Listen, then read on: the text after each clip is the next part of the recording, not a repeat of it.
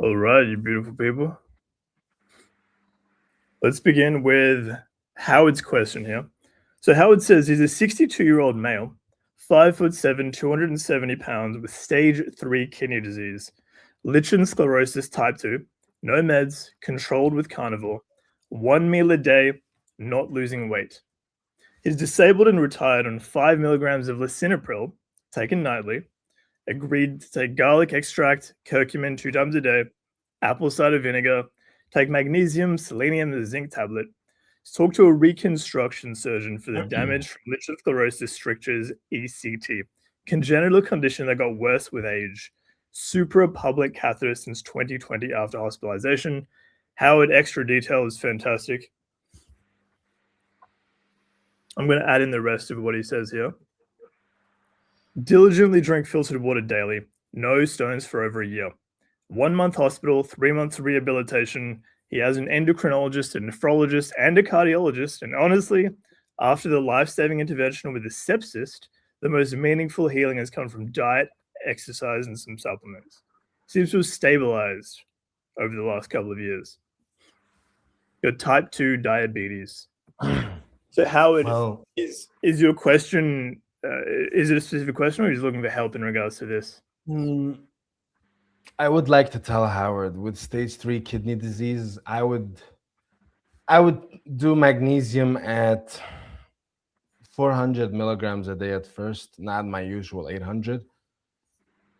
I would take it easy there. And look, stage 3 kidney disease is not ideal. Your EGFR is somewhere in the 40s. You want to, I think you want to try and get yourself up to stage 2. I think he said he was 62 years old. You've probably damaged your kidneys from years of diabetes, right? You also want to make sure your heart doesn't, well, get targeted next, because cardiorenal syndrome is still a very likely outcome for you within the next 10 years, and you want to prevent it as much as possible. That's why I think you're a perfect candidate for what Dan is about to offer. I'd love to work one-on-one with you and get you set up for the next 10 years. Brendan, what are your thoughts on this, man? Do you want me to go back and cover anything in particular from Howard? It's quite a there's a couple aspects of it. There's lichen sclerosis, there's the stage 3 kidney disease, and there's the diabetes, right? So each of those things can be addressed, but in order to address everything all together, it's probably going to require at least a meeting with either Dr. Ali or myself. So instead of addressing them individually, that'd probably be best, but I could go through each of those and give some general recommendations if that would be valuable. I would say that's really difficult to do, other than take it easy with kidney filtered supplements. Since he said that carnivore, I believe he said, is more or less controlled with the type of diabetes is more or less controlled with the carnivore. I would still probably add a low dose of tirzepatide in there. I think it will benefit you if you're not losing any weight. Your thyroid is the next place you want to look at as well, because with your history, it's really likely you've accumulated a lot of damaged thyroid tissue over time, maybe even central thyroid resistance. Who knows? With diabetes, it's very unpredictable. At 62, it's been a long time of suboptimal diet, potentially fatty liver. There's a lot of things you have to do, in my opinion. You've done well for yourself, right? You've done well for yourself, and all my let's say praise and kudos to you for getting yourself where you are now. Most people don't get where you are now, to be honest. So you've done well for yourself, but I think you can take it to the next level very easily. And I mean, it'll take a investment in terms of time, right, and discipline, and whatever it will cost for you to actually deploy the interventions that we will recommend you to get from certain sites, because we don't sell physical products, but we guide you to places that do sell them, the best interventions that you'll be able to deploy. And with stage 3 kidney disease, not being able to lose weight, no real check of your heart function, I think, and a history of diabetes without real numbers, no A1C, no fasting insulin, no C-peptide, nothing, right? I would love to do a more thorough examination on you, potentially get some SDMA blood work, EGFR. EGFR based on SDMA, and cystatin, not just creatinine, and then measure all of those. Potentially deploy strategies that will help you reverse the actual kidney disease. I think stage 2 is very doable. I think we can get you up to the 80s. I mean, maybe mid 70s, I think is very reasonable at 62. You can get there. Yeah, I mean, I could just comment on the type 2 diabetes. Like Ali said, we don't really know the severity of it without seeing the actual numbers of your blood work. But some general recommendations to enhance insulin sensitivity, especially in the muscles, the liver, and the fat, would be just exercise, and pancreatin and pinealon would be two peptides that are highly valuable. They've both been proven to improve insulin sensitivity and lower glucose, not only in rodent models, but it's also been proven to do so in human studies, and it's also been proven to do so in individual cases of clients that we have worked with, including my grandma, whose glucose numbers fasted improved significantly just from those two peptide interventions. But you can increase the sensitivity of the glucose transporter 4 by taking things such as R-lipoic acid. It's a great general supplement. Now, depending on how severe your diabetes is, how bad your insulin resistance is, and how high your fasting glucose is, you can consider employing some additional medications if needed. And there's multiple ones there, from metformin to potentially SGLT2 inhibitors, which may or may not be the most appropriate for you. They could be very beneficial, considering that you do have an extent of kidney disease, right? And they can be very protective to the kidneys in the right person. But without going deeper and taking proper history and understanding the entire context, it's difficult to give exact recommendations as far as pharmaceutical interventions are concerned there. Also, chromium picolinate with the R-lipoic acid could be very good. It helps to slightly increase the sensitivity of GLUT4. GLUT4 is a glucose transporter that transports glucose from your blood into your muscles. And so it helps to directly enhance insulin sensitivity through that mechanism. And yeah, that's at least a basic start to get you moving in the right direction for the diabetes. The lichen sclerosis and the kidney aspect and everything else should just go together in a comprehensive program, in my opinion. Then we address things most optimally. So he just said his fasting glucose is 110. Okay. I Yeah, think, that's look, not this bad. could be this. I think it could be several things, right? You said the diabetes is controlled. You didn't mention any meds. If it's 110 fasted without any meds and you've had a history of diabetes, I think that cements what I said. You've done well for yourself, really, and I think you have a lot more gains on the table. And whether or not you want to pull the trigger and try to seek those out is up to you. Howard, did you mention exactly what you're looking for? I mean, there's the obvious in terms of improving your health, improving your biomarkers and things. Was there something specific in terms of an outcome that you were hoping for, or were you just hoping for, the best recommendations that can be given based on the info you gave? Because if there's something very specific that you're looking for, that actually helps Dr. Ali and Brenden optimize even further. Although the recommendations are very good and very on point for the detail that you gave. Did Howard say that he was on a carnivore diet or a ketogenic diet? Yeah, Yes. yeah. Controlled with Okay, carnivore. so yeah. So Yeah. if you're on a keto diet, I mean, I can understand why. At least in the context of lichen sclerosis, it may be beneficial for some people to be on such a diet. But one thing to also consider in that context, well, it would also be beneficial for diabetes. Can be at keeping fasting glucose and glucose spikes throughout the day, postprandial lower overall. But one thing to consider with such a diet is that it's going to negatively impact your thyroid, especially the conversion of T4 into T3, because a lot of that is actually mediated through the downstream actions that come from insulin spikes, which you are not getting as much of if you don't eat carbs. You still get some insulin spikes even on a ketogenic diet or a carnivore diet and such, but it's nowhere near as much as if you're consuming actual carbohydrates.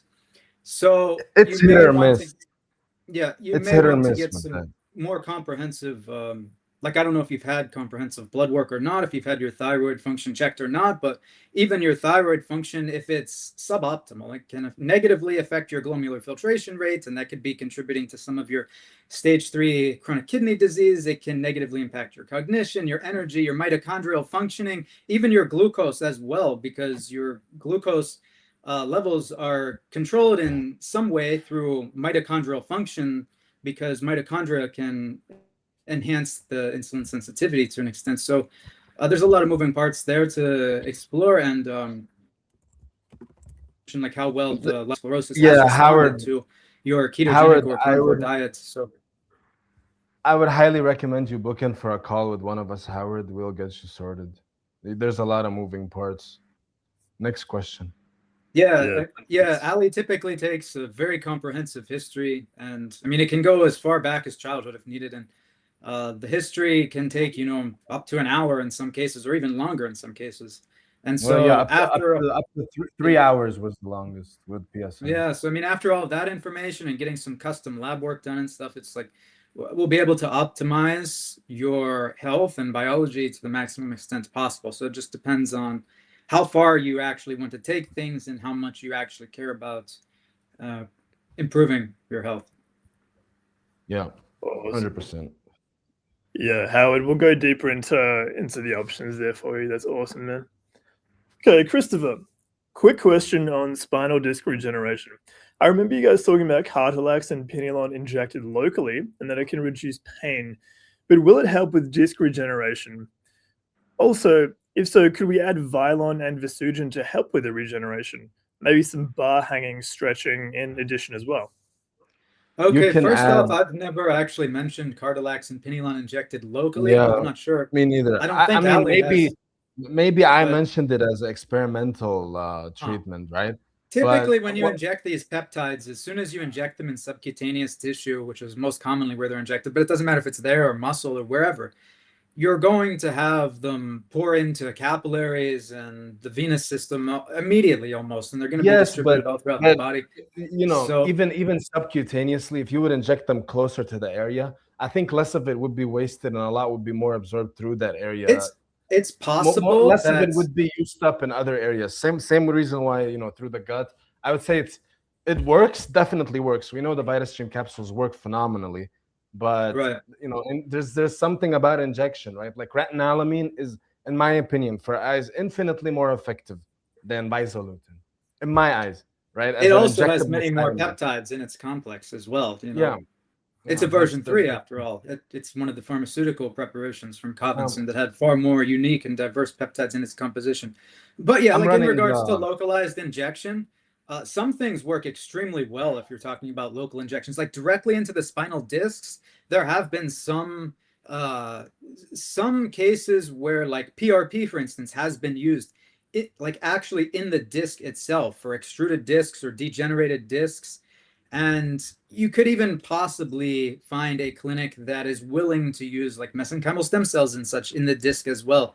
Like these things do show some benefits. And also, if you have like joint degeneration and you inject directly into the articular cartilage, it's not very vascular there anyway, and you're going to get a lot more benefits of injecting directly into there as opposed to injecting something subcutaneously or intramuscularly. But when we discuss the subcutaneous or intramuscular injections, you can try to get it close to the injury site if you would like. There's no harm in doing so, but my opinion on that is that it's just going to be uptaken by capillaries and routed through the venous system, which may or may not reach your injured area first before it starts distributing throughout the body, right? It depends. You can't really map out all of your capillaries and veins in the area and see which direction it's going to go, So it may be hit or miss in that case.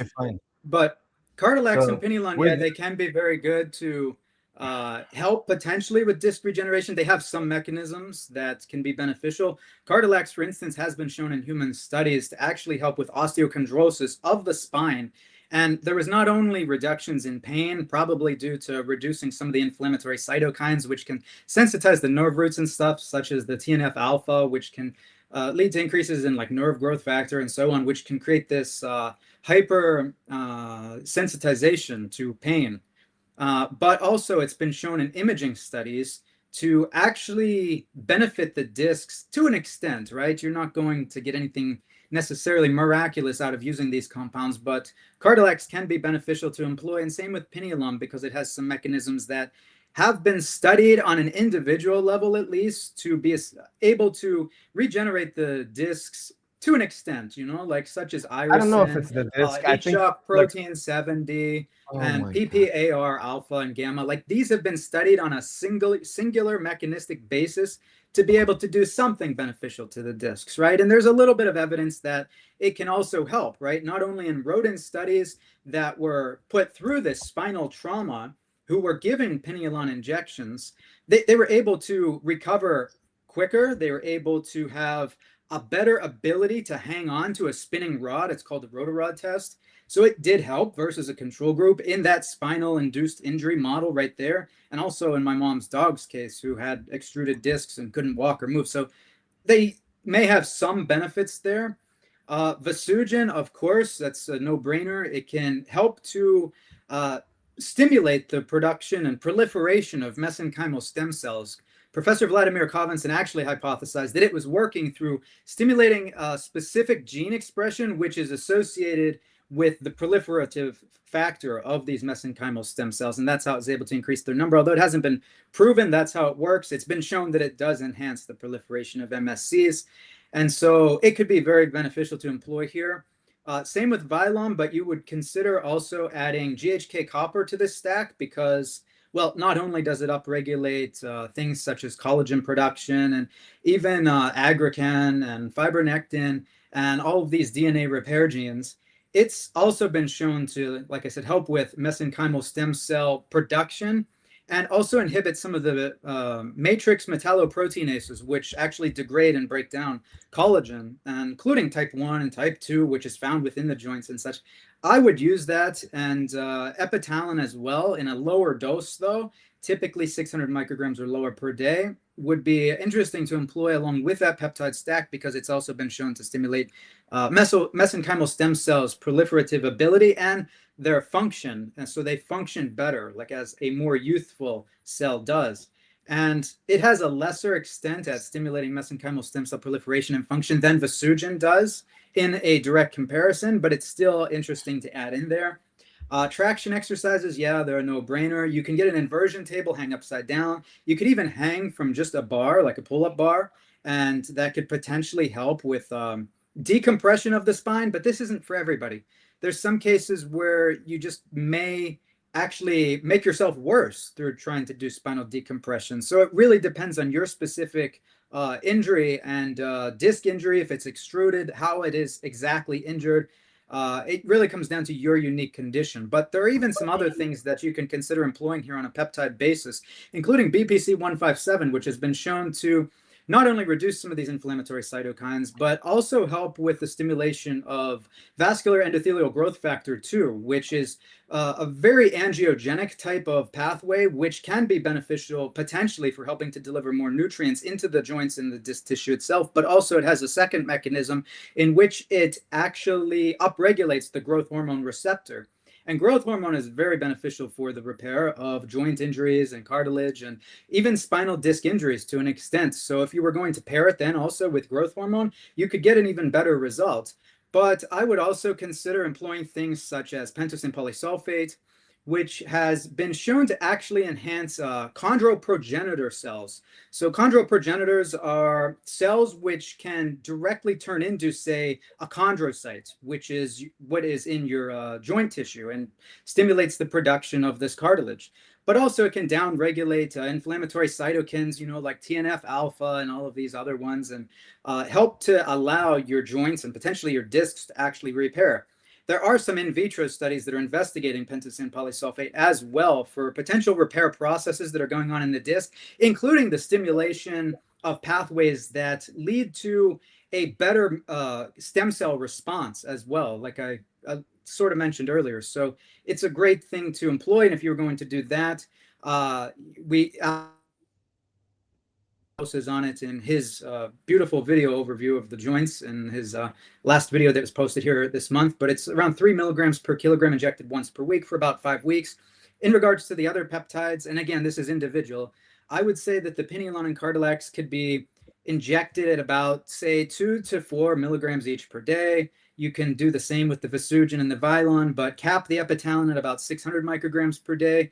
BPC 157, you can do maybe 1 milligram per day. Growth hormone, if it's applicable to you, if you don't have any other conditions in which it may be disadvantageous or metabolic issues or high glucose, such as diabetes, that you have going on, then you may consider just doing a replacement therapy type dose of growth hormone and using it over a long period of time. So depending on your age, maybe like 1 to 2 IUs or so, somewhere in there, injected daily and at night. And I think that all of that would be just, a great start to get you sort of moving in the right direction there. And I'm sure maybe Ali has a lot to add to that. So please go ahead. I think you covered it quite beautifully. I would say you want to get an MRI and see if anything is visible radiologically speaking over there, and see how far the extent is, if it is visible, because a lot of time, it can start and not be visible radiologically. And GHK-Copper around 2 milligrams per day. I forgot to mention that one when I was naming the other doses for the two, maybe even 5 milligrams, honestly. Yeah, 2, yeah. It's Brenden gave you a pretty thorough protocol, I think. And I think, Christopher, you're an experimental guy. So I'm sure you've tried GH. Yeah, Christopher, you are a pretty experimental guy. So Peptide analog of Pinealon. The peptide analog of Pinealon is one that I added, and only the private lab carries real peptide analog of Pinealon. Yeah, it's a modified version of thymolin, which is able to additionally stimulate expression of the, or rather activate the nicotinic acetylcholine A7 receptor, which is a very anti-inflammatory target. It even has additional benefits in terms of improving insulin sensitivity, potentially cognition, but also reduces pain, inflammation and pain sensitivity. So it's superior to thymolin if you can get it for purposes of, say, joint issues, recovery, repair, inflammation, that type of stuff. Yeah, our private lab does have it. If you come on and get a meeting with the master, if you talk to Dr. Ali or myself, we could give you access to it. I'm not aware of any other source on the internet that has it, but yeah. Yeah, there's none. Exclusively the private lab. Yeah, the private lab is absolutely phenomenal. So for anyone that does come on board with us as a client, one of the huge perks actually is that we'll give you access to the private lab, which is the highest quality vendor producer lab of peptides and bioregulators that we ever found. This is who we recommend to our family, our friends, our personal clients. This is the absolute best we found. So I'm using them myself, dude. Exactly. This is what we recommend as the absolute highest quality we found, highest purity we found, best safety we found. 1 month of high quality Pinealon off of VitaStream with the Garmonia stuff is around $1,100 for a milligram a day, whereas with the private lab with $1,100, Pinealon they give you, I think it's 4 months worth or something, just the Pinealon. So the pricing is quite crazy too, and they're made in the US.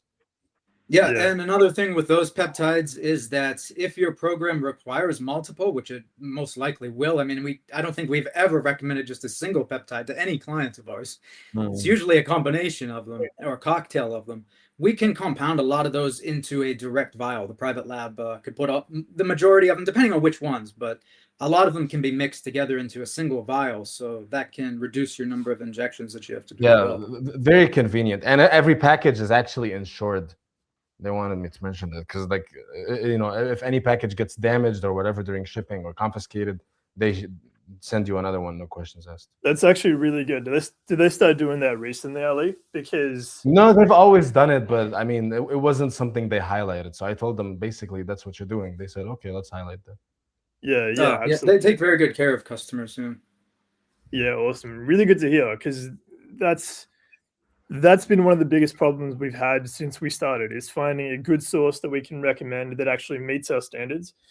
I've talked about this before, but we've had labs and vendors that we used to recommend. Some were awesome for a while, but none of them have had the consistency, the reliability, and the safety and the purity standards that the private lab has had. That's why we're so excited about this. Yeah. we are keeping it private. We aren't just releasing this to everyone because this is something that we want to last a long time for our clients.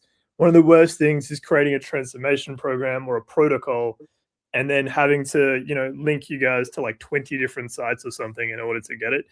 And then you have to wait a month to get it and everything. So this has been a godsend for pretty much So it's everyone. awesome. They stock pretty much everything that we would recommend, for clients. So Yeah. it's very, very convenient. And but I have like 10 vials sitting out there on my counter right now. But we could even have the private lab quite limited ship supply, actually.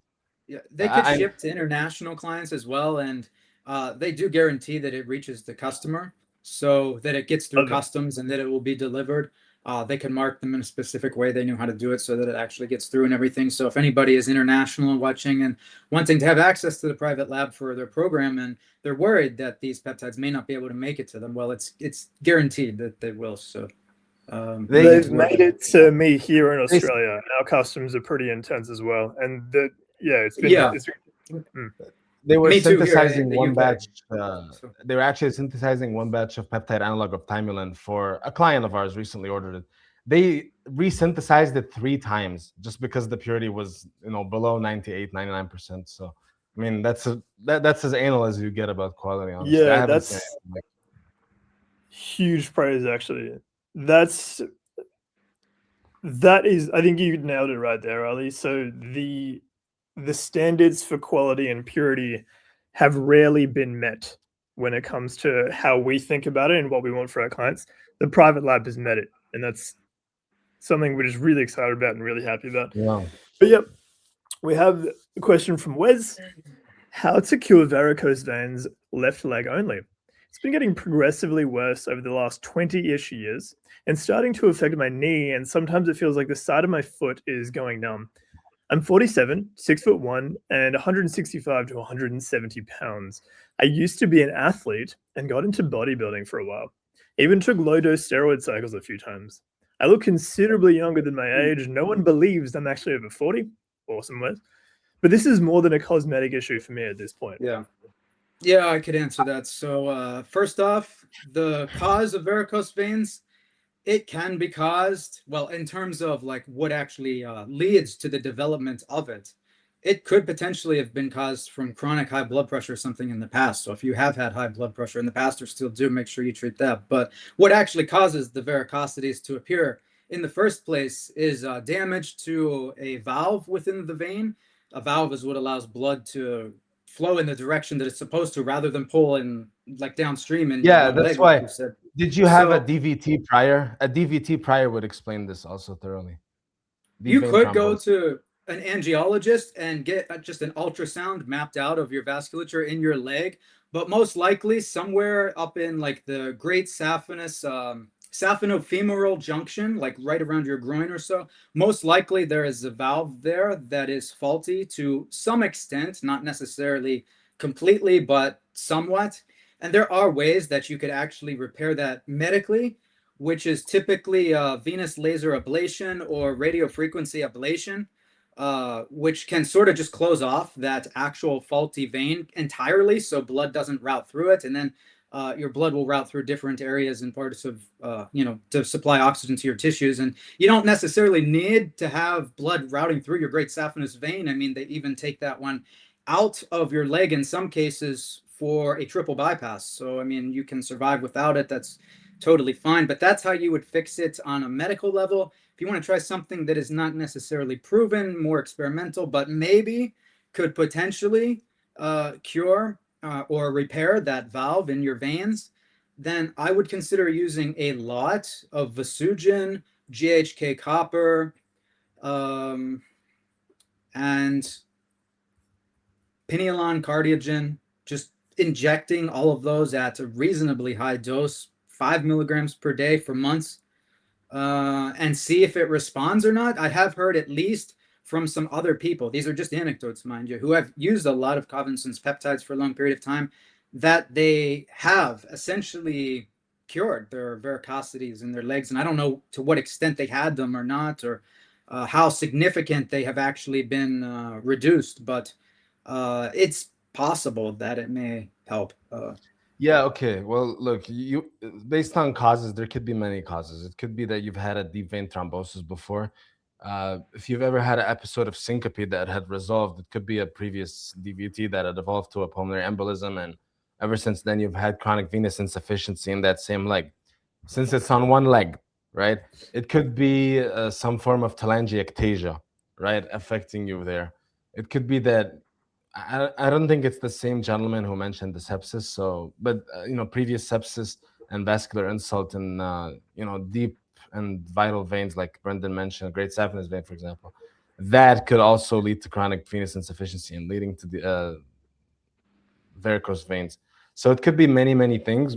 I would definitely say what Brenden recommends in the context of Vesugen, Vylon. Did you recommend Vylon or just Vesugen and I BPC-157? did not, but you can incorporate that, yeah.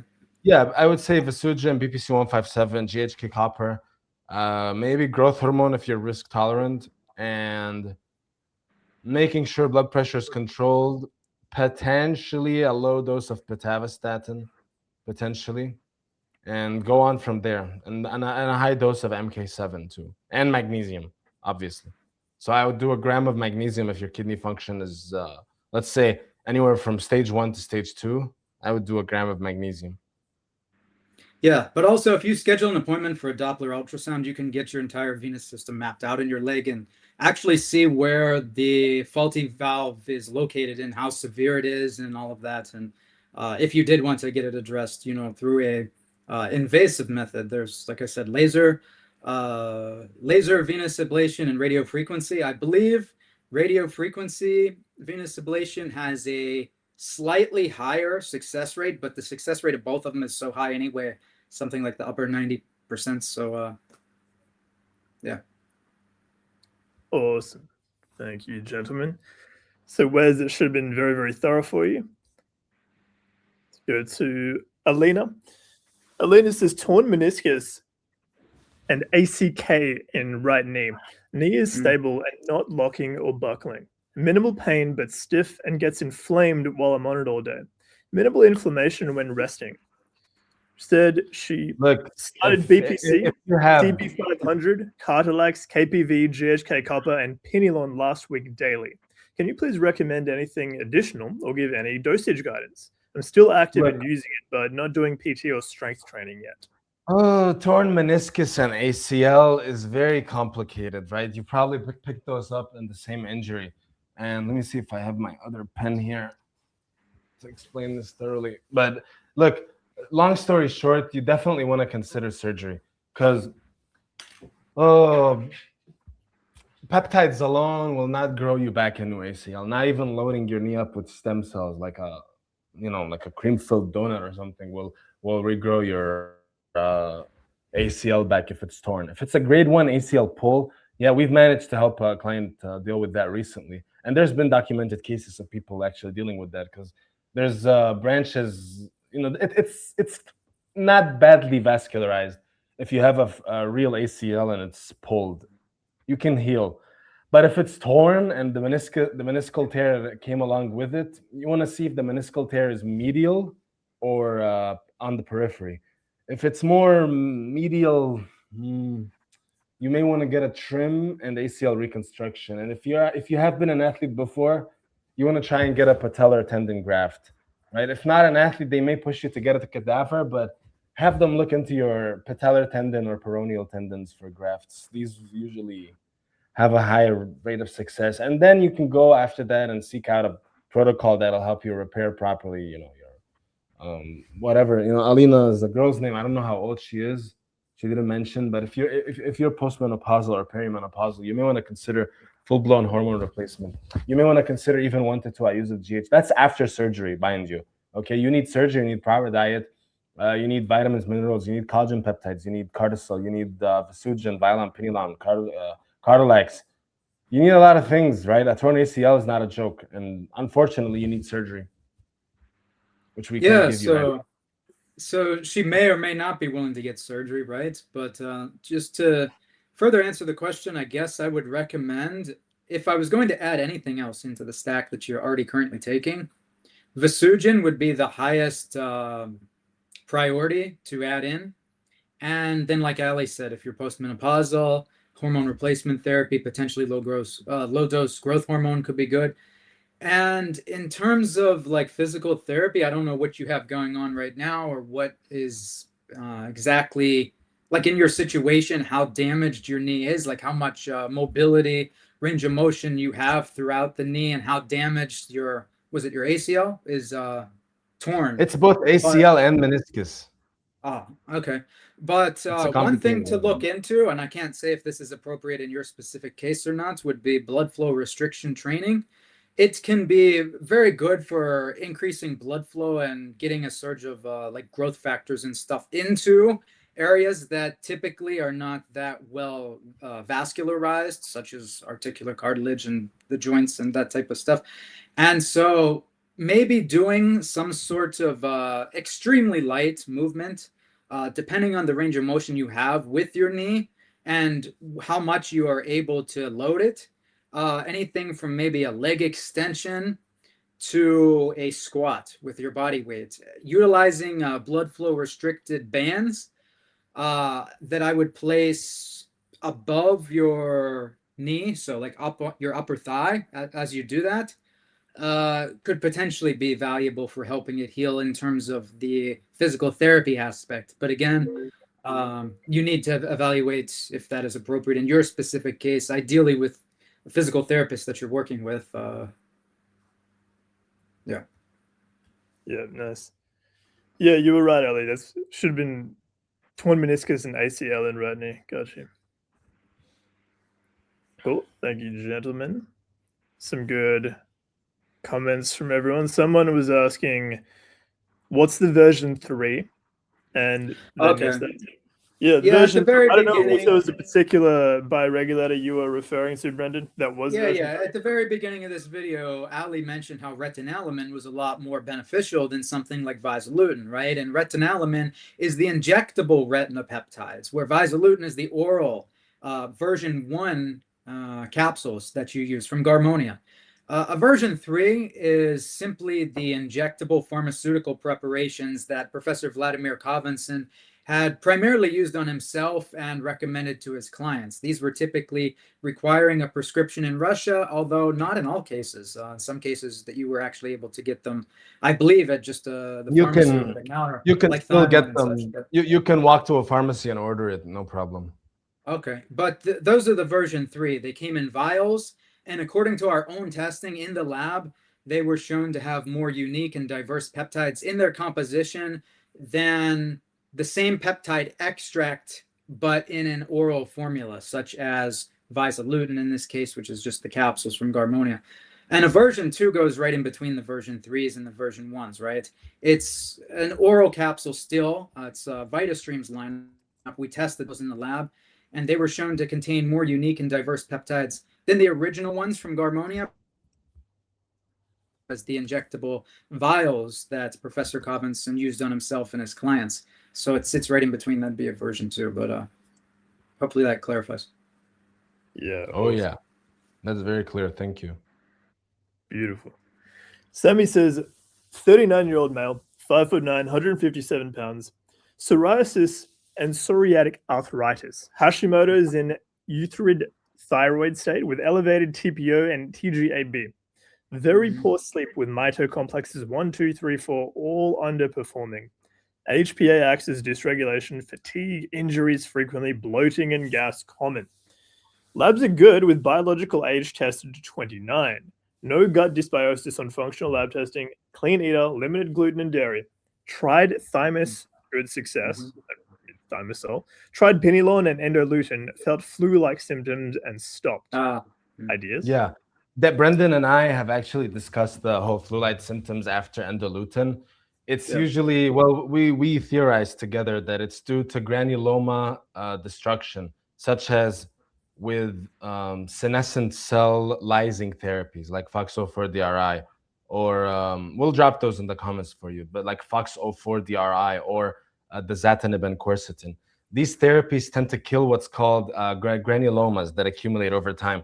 And these accumulate more, it's a much more fertile soil for granuloma development in a person who already has autoimmune issues, such as yourself, Sammy, right? Psoriasis and psoriatic arthritis are not the most common of autoimmune conditions too. You don't see them very often. I've seen them often before, but that's because I deal with a lot of rheumatology patients. But this is quite the unusual problem. I think you should approach it very, very holistically with a protocol that may require 30 different things at once. But just to give you a little idea of what you could be deploying, I would say number one, you would want to switch to a diet of, in my opinion, lean meats and relatively low glycemic index fruits, such as, so it would be meats such as whatever your lean meats of choice are.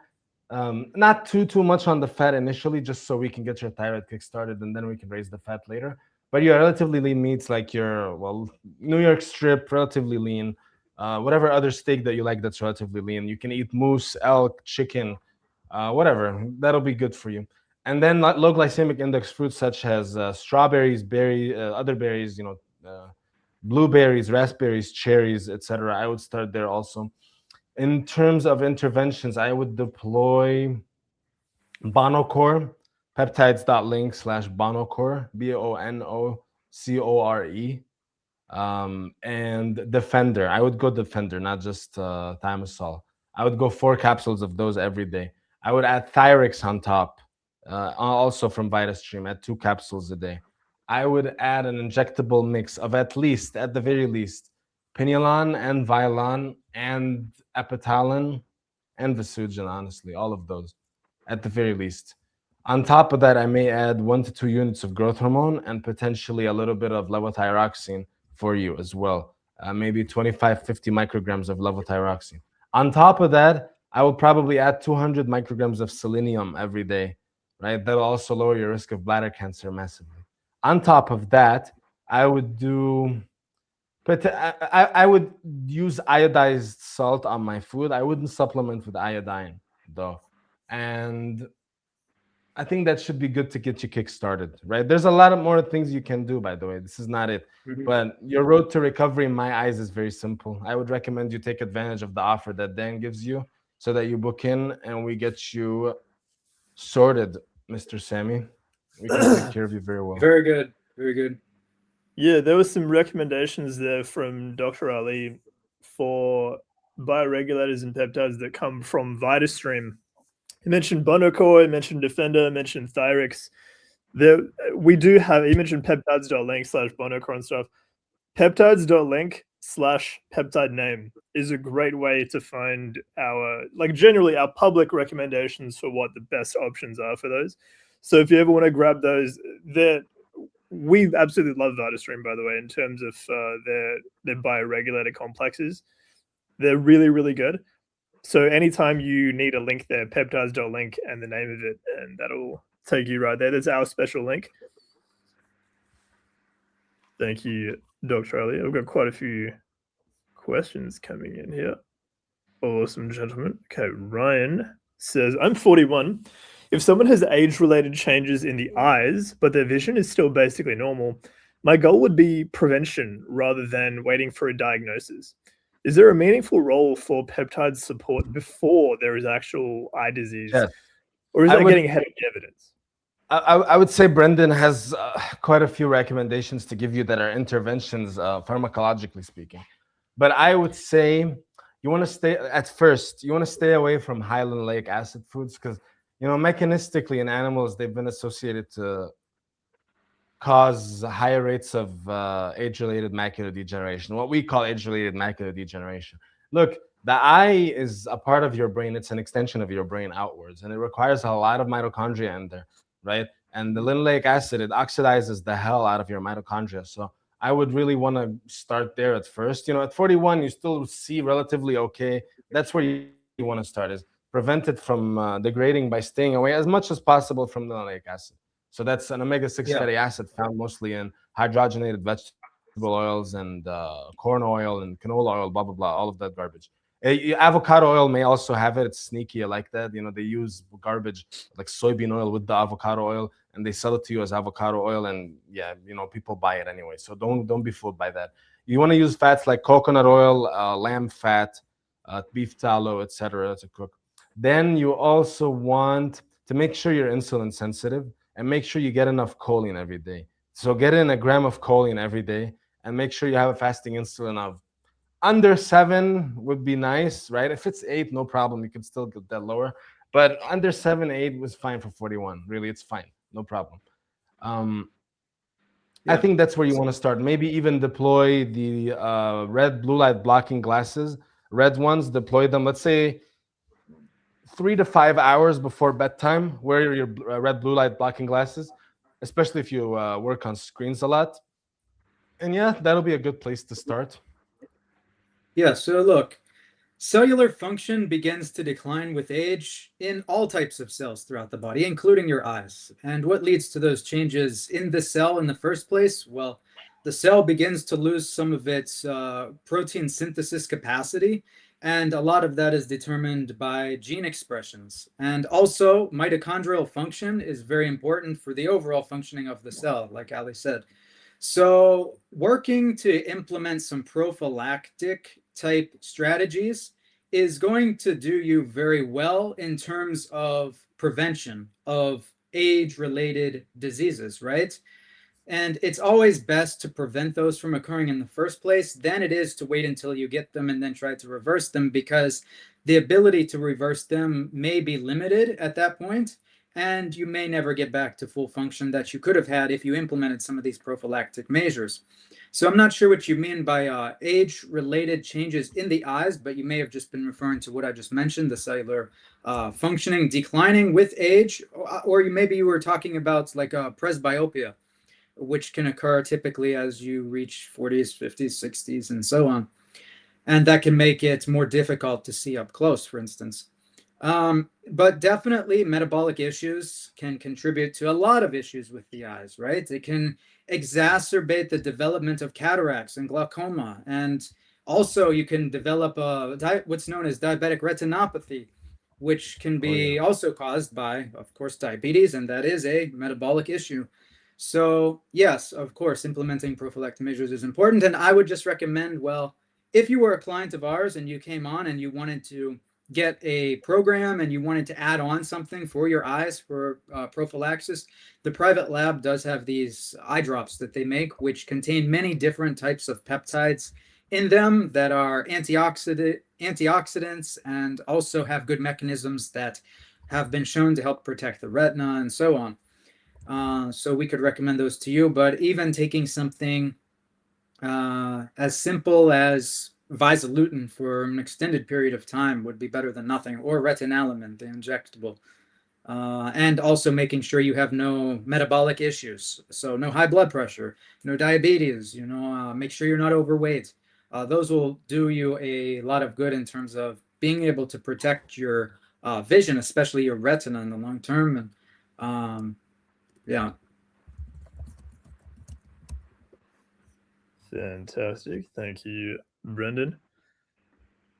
Ryan says, honestly, the way this team looks after the people in here is half the value. Thanks, Ryan. Absolutely.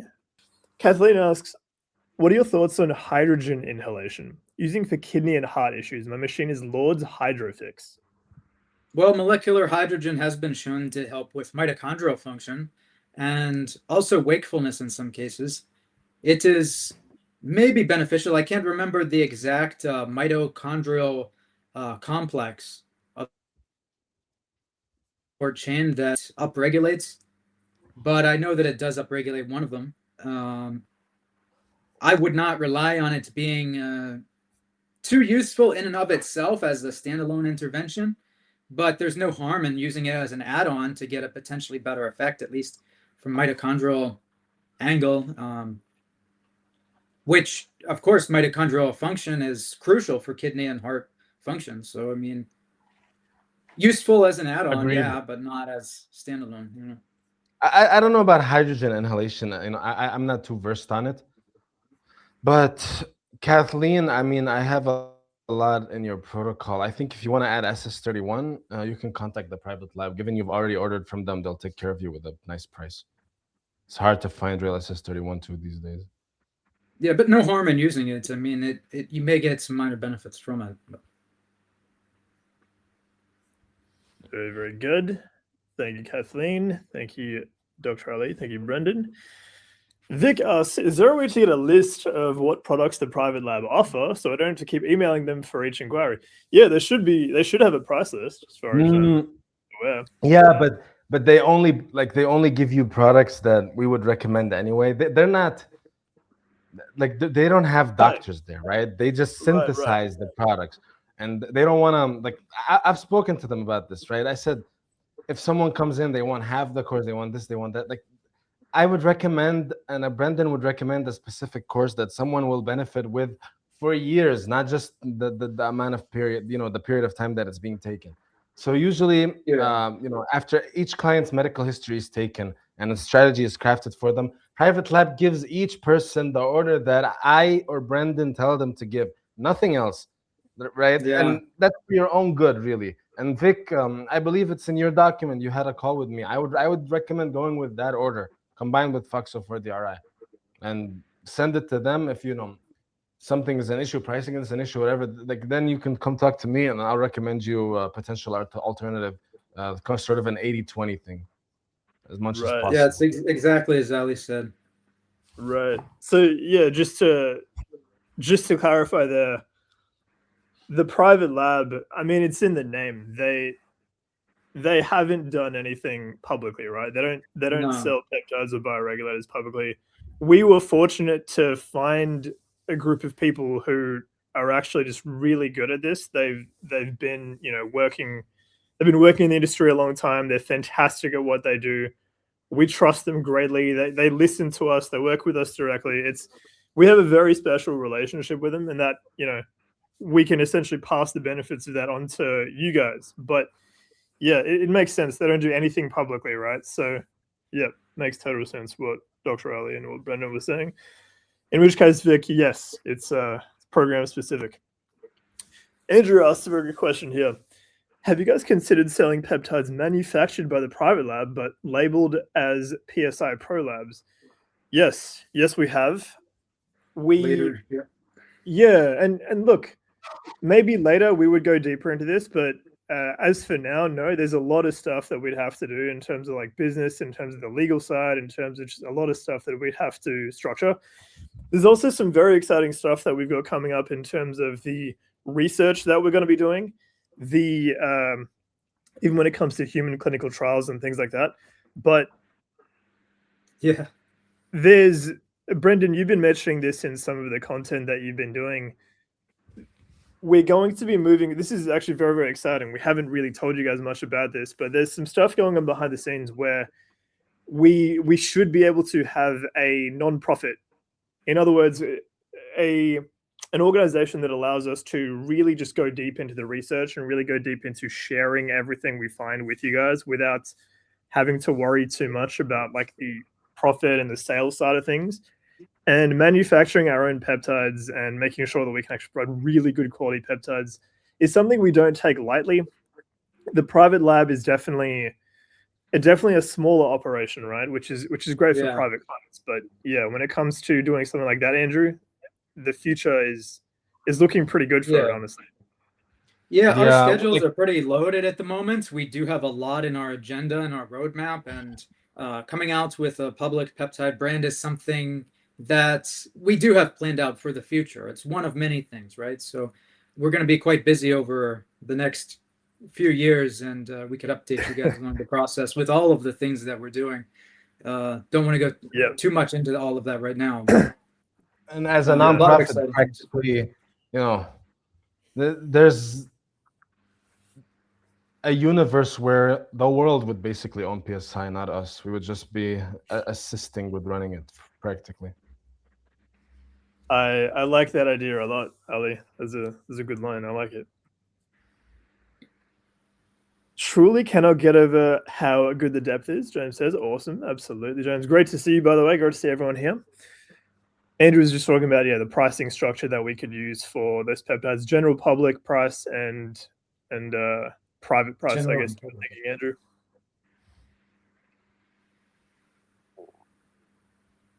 Christopher, yep, multi-synergistic peptide and bioregulator stacks are the way to go, but a lot of people don't understand these molecules and mixing them and end up hurting themselves. I even had a friend that gave themselves anxiety and temporary vertigo. I think, Christopher, you mentioned something else actually that I want to pick up on, but it might have been way later. I'll Yeah, there's that. a lot to consider when it comes to utilizing multiple peptides simultaneously, not only in terms of which peptides you are using simultaneously, but also their exact dosages that you're using as well. And if you get something wrong, you can get maybe temporary side effects, So, yeah. James says, gout for 67 years, affecting only my toe joints. I'm 45 with a family history. My father also has gout. I manage it mainly through diet, mostly animal protein. Fish, especially sea bass, and possibly fructose seem to trigger flares. I've taken quercetin daily for a year, which appears to help. Cystatin C is 0.95 milligrams per liter. Other bloods are normal, and uric acid is usually 476 micromoles per liter. I still get 4 to 5 flares a year. What else could I do? Well, gout is a metabolic disease. It's not really, they tell you it's the king's disease and the disease of red meat, right? As if kings, they had a strict carnivorous diet of only red meat and nothing else, right? And all the variables were removed. There was no alcohol or booze in the king's diet. There was no bread. There was nothing. There was just red meat.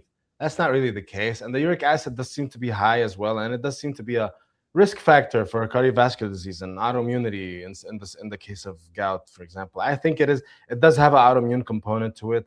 It does have a very obvious, really glaringly obvious inflammatory component to it that is resulting from the immune system having some sort of reaction or another to deposition of uric acid crystals, whatever starts that process. But what I would say is you want to try and get febuxostat or allopurinol. Ideally get febuxostat, but allopurinol would not be the end of the world, right? They do seem to help you in the long term with flare-ups and cardiovascular disease risk and a lot of things. Additionally, I would do there is some anecdotes about low pH drinks providing some sort of relief immediately. For that, you can just do a salt and water brine on a few lemons, right? Add that water in there. Don't use any store-bought yeast. There's going to be enough yeast there, and you can let that mixture ferment a little bit.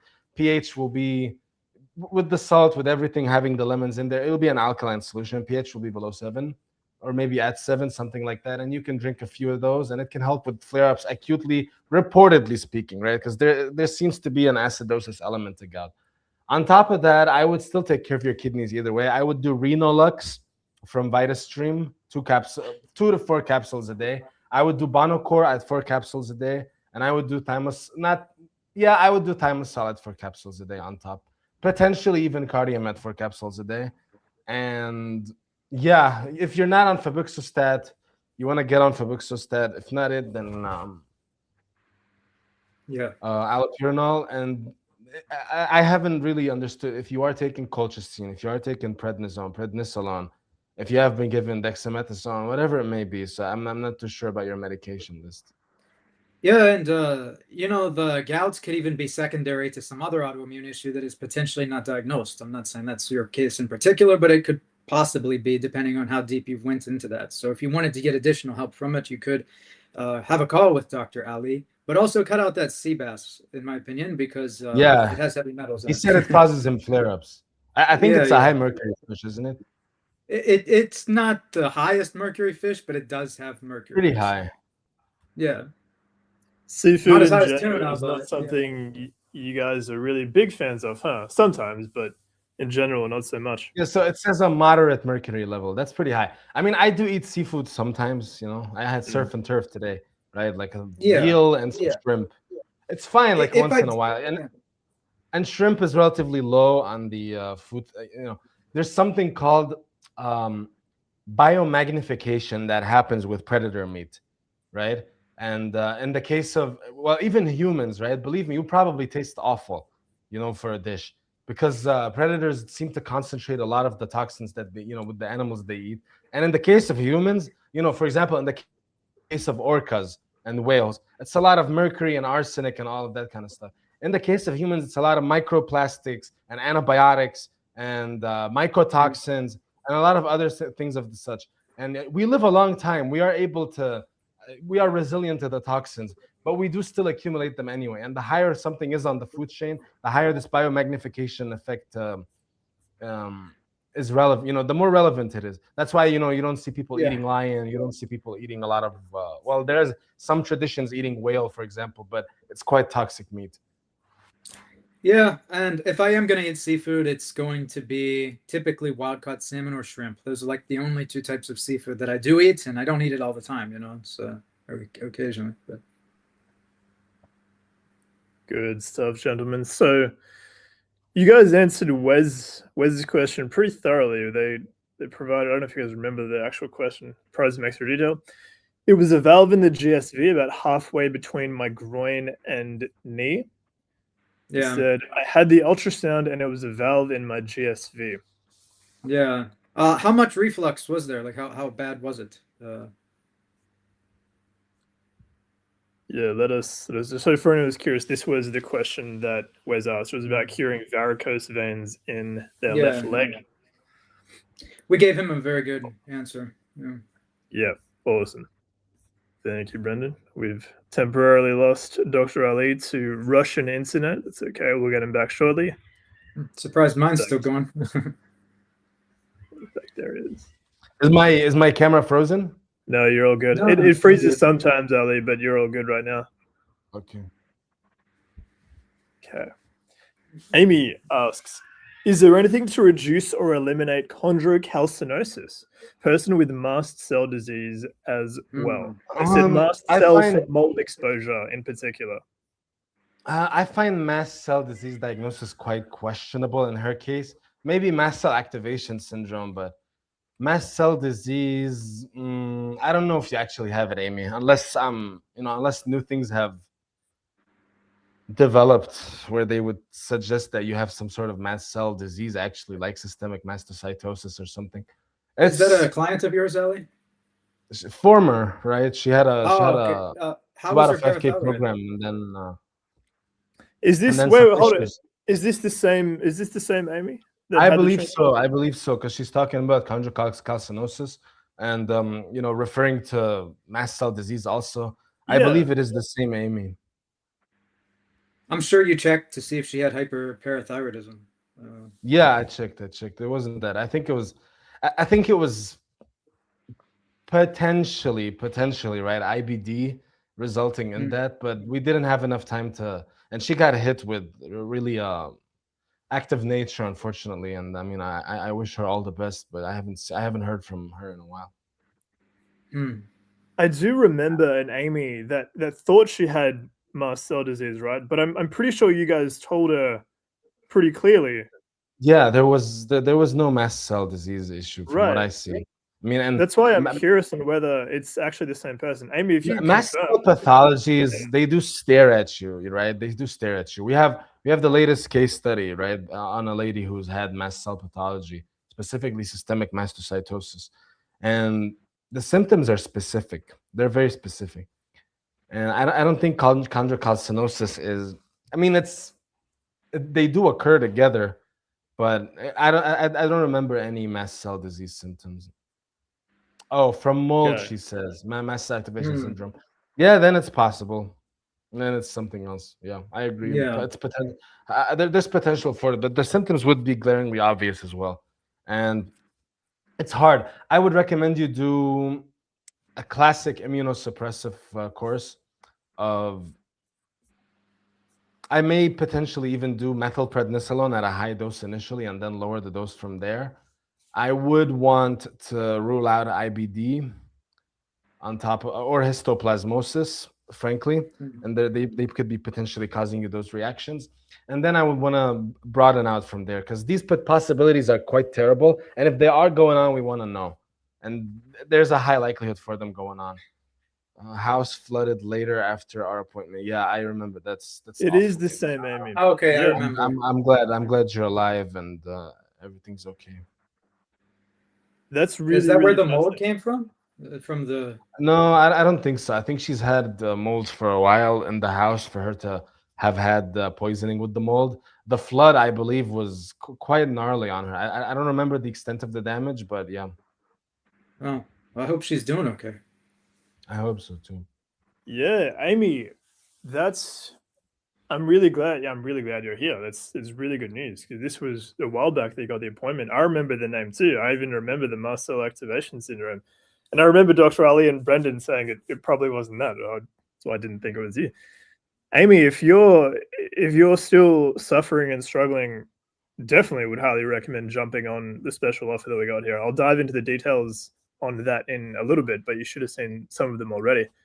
Would definitely recommend that Yeah. for you. Andrew asks, I've heard that you should not take more than 6 different carbensin peptide capsules at the same time. Is there a max number of carbensin peptides you can inject per day, especially if you space them out 1 to 2 hours Oh, between? No, no. This Look, I can tell you where this came from because I've read all of the stuff that is around. So there are some particular peptide influencers who are saying this now, who also sell carbensin peptides, but they're taking their information directly from a brochure that was provided on peptide-product.com, one of their brochures that was either free or cost like $1 or $2 or something. That specific company did not recommend more than 6 different ones at a time. Carbensin never said that himself. There's no literature or reasons that you can't use more than that at a given time. But having that, you should take ones that are, well, ideally most suitable for you and not just haphazardly throw every single one in there at a specific problem or for a specific intent or purpose, you know. So no, there's no limit to how many you can take, though. There's not. Gotcha.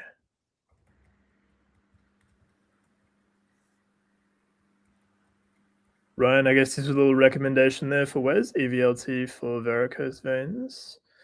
Karen says small cuts seem to take much longer to heal now than they once did, both for my husband and for me. Is slower wound healing mostly a collagen issue, or are there other biological processes you'll be looking at first? It's also a vascular issue, circulatory issue, venous blood supply issue, blood issue, immune system issue. diabetes. Can be many things. Yeah. There was an Well, now, interesting thing that Dr. Dmitry Arbuk said on the last live stream we did. It was a really good analogy. It was actually an analogy. It was similar to one that Dr. Ali has made before. I thought this was a phenomenal analogy, right? So he mentioned that when there's a heart problem, you often hear people have pain in their left arm, right? But if you think about like just treating the symptom, if you just go right to the symptom, so if you go right to the left arm, you pain the left arm, and you start trying to heal the left arm, you're missing the fact that the problem is with the heart, right? And so I think this is kind of a similar thing here, where it's like if things are taking much longer to heal, just like Brenden and Dr. Ali both mentioned, there could be so many things involved in that. And I think to me, this actually gets right to the heart of what I believe the issue is when it comes to a lot of the information that we see out on the internet, online, and various places. People will say things very, very confidently, right? And they might even be correct for issues that they're dealing with their own body and their own situation. But that doesn't necessarily mean that it's the same thing for you, right? And so in this case, Karen, where small cuts seem to take longer to heal than they once did. Great question, by the way. But there's so many potential things that could be going on underlying, right? And so I think that's really helps. Synolysis really helps. Foxo for the RI really helps with wound healing, in my experience. right. And those are obviously awesome recommendations, right? But for like Dr. Ali, one of your absolute greatest gifts, one of your greatest specialties is being a diagnostician. It's a role that you really like, right? You take that name of diagnostician, and that's something you absolutely own. So this is the root thing. You have to find out exactly what's wrong with someone first before you can even recommend proper treatments and proper, a proper program or anything. Because if you're trying to treat the wrong thing, it doesn't matter. But look, that is one aspect of it, honestly. But a lot of the time, some things can be categorized in a similar box, right? Whereas it's a differential of 10 different things, and we know it's autoimmune, right? What autoimmune of sorts, you can sort of treat for a broad set Totally. of You can diagnoses. nail it down. Yeah, you can And narrow with it the down. response, you can pin it down more. So it's really not about, Dr. Dmitri really liked pharmacogenomics and whatnot, and I wanted to be respectful of it while he was on there. I still want to be respectful of it. I think it's great, but I think it can also cause a lot of indecisiveness if you're too worried about pharmacogenomics, in my opinion, as well. I think there's a fine line to be walked, and a lot of the time, treatment is the best test. Yeah. So I know exactly what you mean, Ali, but just for the sake of simplicity, because what he said was correct, right? You want to understand exactly what's going on, and the more precise you can be, the better, right? Obviously, there's diminishing returns. You can go too far, right? You can go too far into looking into like particular, biomarkers, and that can lead you astray. So 100%, I get what you mean. But what I was essentially saying was, to the credit of Brenden and Ali, right? The credit of you guys and how you guys operate, the precision cell method. I think the points, the analogy of heart failure can lead to pain in the left arm. To me, that is a perfect analogy of how Heart much attack. misinformation. Yeah, heart attack, right? And it can lead to pain in the left arm. The fact that most people would look at the left arm, right? I think that's just a perfect analogy, and the distinction, one of the great distinctions between how you guys operate and how just many other people. We recently had somebody come to us practically on the verge of death, right? And treated by a clinic on the level of Johns Hopkins. Okay, I'm not gonna name names. I'm gonna be polite about it, but on the level of Johns Hopkins, really labeled as the best of the best, and blah blah blah. And what he had is an eosinophilic autoimmune disease, and we recognized it from a brain MRI. That's not things that, it's not very conventional style of medicine and diagnosing anyway. And it took us a week after his initial call to really get the diagnosis. So we're not afraid to take our time either. Right, and that's something that even some of the best in the world just couldn't pin down. I do want to say, as For self-serving 14 as years, this for 14 years, they couldn't pin it down. Or crazy. 12 years, my bad. Since They missed it 2014. for 12 years. Yeah, probably longer. But 12 years is when the symptoms really got bad. And they missed it completely. And it's EGPA. I'll write it down if you're interested, guys. That's the disease. It's quite common, very common. And the tests for it are almost always inconclusive, right? So the best test is to suppress eosinophils, honestly, with a drug called mepolizumab. And prednisone would maybe helpful on top too. But that's just a little tip for you. You want to be careful getting too lost in testing. Yeah, you said it's quite common. It's what do you mean by that? I think it's underdiagnosed. Oh, you think it's underdiagnosed? Yeah. Oh.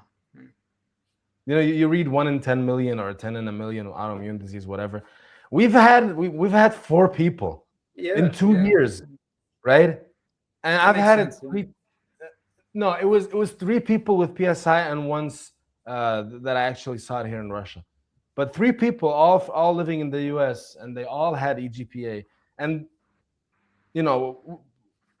we have a lot of clients and patients, and we're very proud of that. But we don't have 1 million patients, right? And that's 4 in my life, and it's less than 1 million.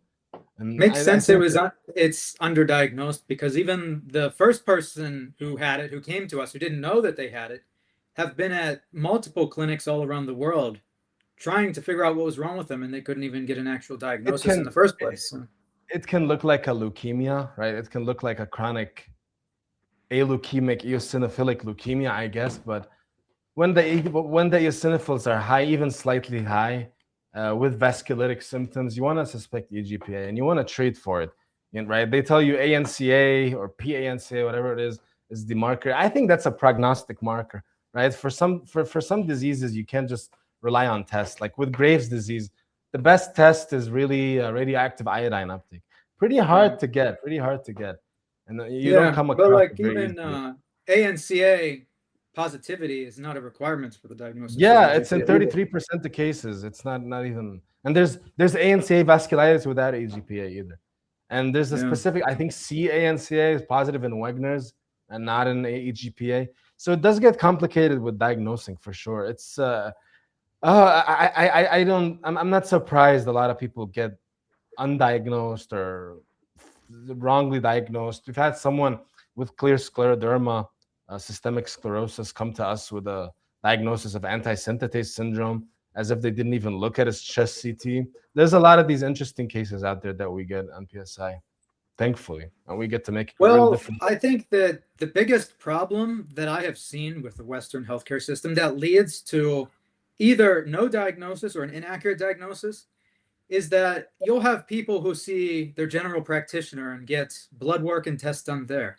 They may be referred to as specialists in some situations in which they go to their GP with a particular problem, and then they see the specialist who does their own tests. But they're looking at things from the perspective of the test that they did, not necessarily the patient's entire history back across multiple years. And so it's much easier to miss something when you don't go as deep.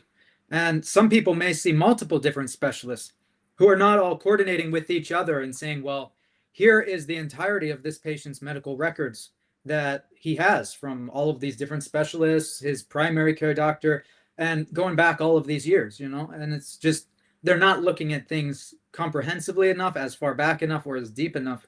And I've seen this personally with a family member who has seen many different doctors and who has not even gotten a diagnosis for many of them. And I had to actually help him personally, so yeah, it can be frustrating for sure. Gotcha. So Andrew says, with a big link there, on Saturday I asked Dan and Dr. Ali, but today I'd also like to ask Brenden, how does he store and organize his opened and unopened vials? He just bought this vial rack, but it's too deep and he can't see the name on the label. He thinks he's similar to you, Brenden, and he likes to be really organized and detail-minded. Okay, so it depends on the particular peptide. Are you that organized, Brenden?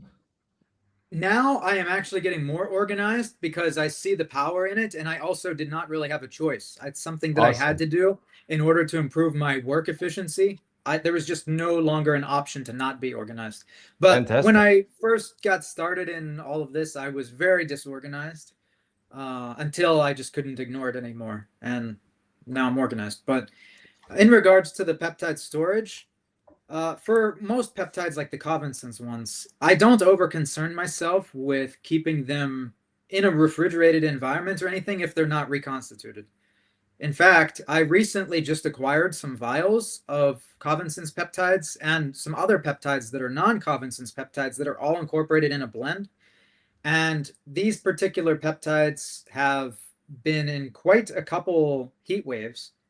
And yeah, they are still perfectly good. I did not personally test them, but subjectively, they're just as potent as a fresh batch that has been handled with nice climate-controlled temperature from day one. You know what I mean? So they don't really degrade as easily as you'd expect. And it's more so an issue once they are already reconstituted. You will start to see some peptides degrade at a faster rate if they're kept at room temperature. So I just throw mine in the fridge after reconstitution and not worry too much about it. Yeah, hopefully that. Yeah, that's nice to hear, I'll expand a little bit on that, Brenden, because I know a little bit more about what Andrew's asking. In regards to organization, I would say Brenden on the information side has gotten very organized, like especially lately with making sure that our information and everything is nicely in files and folders and things like that, especially in the world of like computers and digital information. You've gotten a lot more organized. I don't know if you care too much about physically putting your peptide vials in racks and stuff though, Brenden. You don't strike me as the type of person that would bother doing that. No, I don't do that or anything. Currently, at the moment, I have about 10 vials that are just sitting out on my counter. Yeah. I have different peptides in different sections. I mean, they are like organized into sections, but I mean, that's as far as I've organized them. Just one more thing to add to what I said before, though. If you are getting peptides like Cortexin, for instance, or any of the Cytomax, the peptide extracts, the peptide blends that are naturally extracted and come in vials, then I would recommend that after you reconstitute them, you don't even store them, and you just use them all that day, because they do degrade after days of just keeping them in the fridge. It doesn't matter what conditions you store them in, they do degrade. Individual cytogens, however, in a blend, do not degrade quickly. This is an issue just with the natural extracted ones. Once they're reconstituted, they degrade fast. So that is a huge insight, Brenden. I didn't know that. That makes a ton of sense, actually, just with my own experience with Cortexin. And yeah, like Dan, if you'll take Cortexin or cerebrolysine and you either open the cerebrolysine ampule, because it's not found in vials, unlike what some people are selling these days, which is probably the cerebroprotein hydrolysate, not cerebrolysine, but they're marketing it as cerebrolysine. Or Cortexin, which does come in vials, and you reconstitute that and throw it in your fridge. If you took a set amount of it each day, you would notice that by day 2, it's already having a reduced potency subjectively. By day 3, even less. Day 4, less, to the point where you're barely getting an effect after a few or several days of taking it after it's been reconstituted. So in those particular cases, you just shoot a whole vial at once, a whole ampule at once. But if it's like a compounded blend from the private lab or something, for instance, that uses just specific cytogens in a blend, or maybe some other smaller peptides that are put in there, they're very stable once reconstituted. They're very stable for a long period of time. You can keep a vial reconstituted for a month and it will still be at almost maximum purity after that month, as long as you keep it in the fridge. So that's awesome, Brenden. Yeah. So genuinely, I wasn't aware about the difference between cytogens and cytomaxes in terms of storage, in terms of like, the ability to really keep them. That's a huge insight, because it does make a ton of sense. I've personally found that exact thing when it comes to, let's say, the potency of Cortexin, because I use it intranasally sometimes, right? I've used it subcutaneously occasionally, but mostly intranasally. What I found is that when you put it in the fridge after reconstitution, day 2 is significantly reduced in terms of its noticeable effects. That makes a ton of sense. Yeah. So, but a lot more stable when it comes to cytogens. Right. Single peptides or the covalent and cytogens, very stable once reconstituted.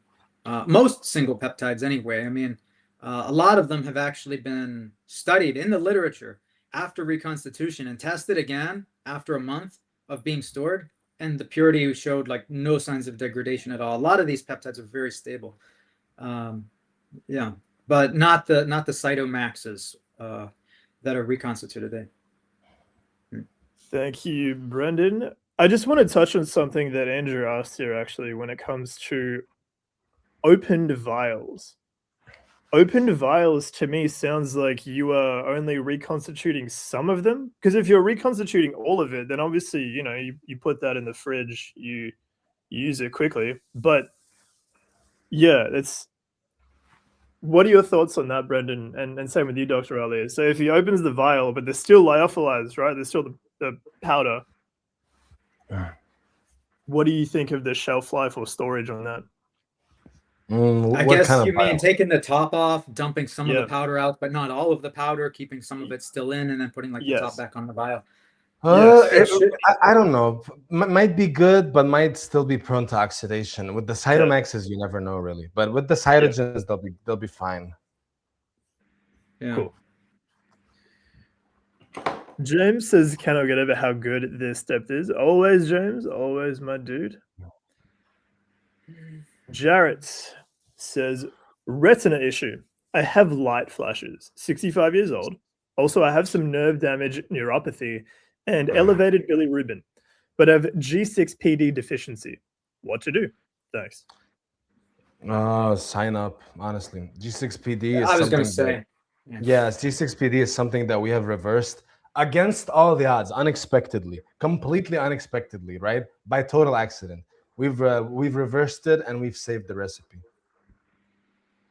That is fantastic news. Do they have diabetes or metabolic issues? Yes, diabetes and one faulty copy of G6PD, and it was resulting in low amounts of the protein in blood. And because these peptides, they work on genes by modulating protein expression. Kind of like, if Yeah. you think about it, really, they give you the best of both worlds in a lot of contexts. Like, for example, with steroids, a lot of people take steroids for the reason that they modulate protein expression at the level of genes, but they do it in a very broad and relatively toxic manner if you take them for a high dose. I'm talking about anabolic androgenic steroids, your testosterone, boldenone, nandrolone, dianabol, etc. Whereas these peptides can modulate gene expression in ways that just seem to be very, very much holistically what you need if the recipe is right. And yeah, this person, I recall it very vividly. The levels of G6 of glucose 6 phosphate dehydrogenase were low in blood, and after a certain course of a specific recipe, we were able to increase those serum concentrations of the protein back. It's an enzyme back to normal levels, and diabetes was gone actually. But yeah, Jarrett, I recommend that you sign up for a meeting with Dr. Ali. We've worked with a lot of clients who've had retinal issues and nerve damage and all of that Yes, in the past as well. So there's a lot that we could do for you. Absolutely. That is a great time to actually just quickly transition into the special offer that we've got for you guys. So this is only for people who are on the live stream or who jump on to this before the live stream finishes. And we'll be going for a little while here. There's a lot of questions here to go through. But on that note of reversing G6PD deficiency and reversing diabetes and the crazy results that our team has gotten, Brenden and Dr. Ali are unbelievable at doing this, right? I genuinely think that you guys are some of the best in the world, some of the best that we've ever seen when it comes to really understanding pharmacology, human biology, and being able to get insane results, right? And I don't say that you're some of the best in the world lightly. I'm not saying that as just an opinion, because we've actually seen, we have clients who are billionaires. We have clients who are, have hundreds of millions of dollars as well. And some clients are billionaires, some clients hundreds of $1 million in net worth. We have some very, very high level clients who have worked with, the quote unquote best of the best, right? We have clients who have worked with some of the best around the world, and they have come to us needing our help. And Dr. Ali and Brenden have managed to solve their cases, reverse their issues, even in situations where they were told there's nothing you can do. We've had clients who were told they had months to live, and we've essentially reversed all the issues and saved their lives, right? The crazy thing to me is how frequent and how regular this is when it comes to the work that Brenden and Dr. Ali have done. I think the transformation programs that you guys have done and that we've done regularly at this point have been insane. And it still blows my mind every single time I see the results. Elena says, thank you. I'm 51 and perimenopausal. These are MRI results for torn meniscus / ACL tears in the right knee. There are no fractures or lesions detected. The signal of the bones about the knee is normal. There's widening and bright signal of the anterior cruciate ligament consistent with intrasubstance tear of this structure, which remains attached. The posterior cruciate ligament is intact. A large joint effusion is present. Alina said a little bit more. Dr. Ali, do you know if she's meant to show you anything, or is it all just a description? Look, Alina, I would recommend that you go on the page then linked and read well through Debbie's testimonial. I think we can do a lot for you if it's still attached with the proper vascular protocol and the proper growth factor recruitment protocol. We can potentially help you avoid surgery completely. Potentially, right? Potentially. We'll do our best for you, but I would recommend you personally, at the very least, get the 1 hour meeting with the master so that you get access to the private lab and really the best peptides on the whole internet. So this way we can recommend you the best protocol for you and that you may recover very well from. I mean, I see a medial and lateral, the oblique tear of the anterior horn. Yeah, we can work with that very well. Awesome. So this would be a great opportunity, Alina, to literally, I'm not kidding, that would be like $20,000, $30,000 for a full transformation program. No, yeah, your life back, right? It would save up to 200,000 in knee surgery fees and bills. Yeah, right. And the pain and suffering of having to go through knee surgery, right? Like you'd be able to actually do it, you'd be able to bypass that. What a blessing. But the point that I want to make is that normally these transformation programs literally are $30,000, $40,000. Clients pay that. The transformations are magic. They leave us those testimonials. I want you guys to understand those testimonials are from full transformation programs. They're not just from, you know, like a 1 hour meeting. And so, absolutely. Yeah. And so that's what I want to really emphasize is that to have this opportunity of being able to get a full transformation from these gentlemen here, these masters, these geniuses, I genuinely mean that, is a blessing at this kind of price. So would highly recommend that, of course, Alina. Make sure you jump on that. Christopher, I believe, Christopher, you're talking about the vials that Andrew was talking about, of organizing them.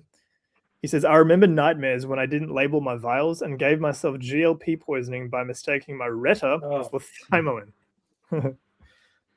Yeah. Chris says that was a rough several days. Yeah, man. You got to be really careful with this stuff. We've had clients who are injecting 40 milligrams of Pinealon instead of like 4 milligrams. And thankfully, Pinealon is not going to screw with you. It'll just give you a really great sleep potentially if you take 40 milligrams. But I don't think there are any negative effects to that either, Brenden, when it comes to like a lot of the bioregulators. In some people, it can actually cause a depressed mood rather than an enhanced mood if the dose is too high. And yeah, it does make you a little lethargic. Gotcha. But nothing, nothing life-threatening. It's not like if you... No. Yeah, gotcha. Good. It's good to know, right? You got a little bit of leeway there. Ryan says, I label them all when I get them and toss them in the freezer. Yeah, that's exactly what I actually do, Ryan. Literally exactly the same. Nerd. Cool. Yeah. We've got to be organized, my brother. We've got to be organized. Can't be sitting there with like, vials of mysterious powder.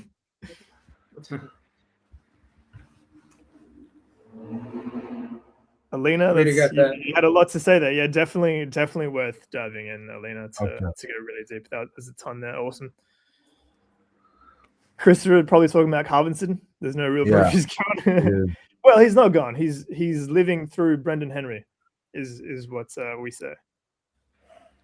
James says, my lowest spinal disc shows degeneration and has caused pain for years, but the symptoms still fluctuate. In my late 40s, which features predict a stable course and which suggest rising risk of nerve compromise or functional decline?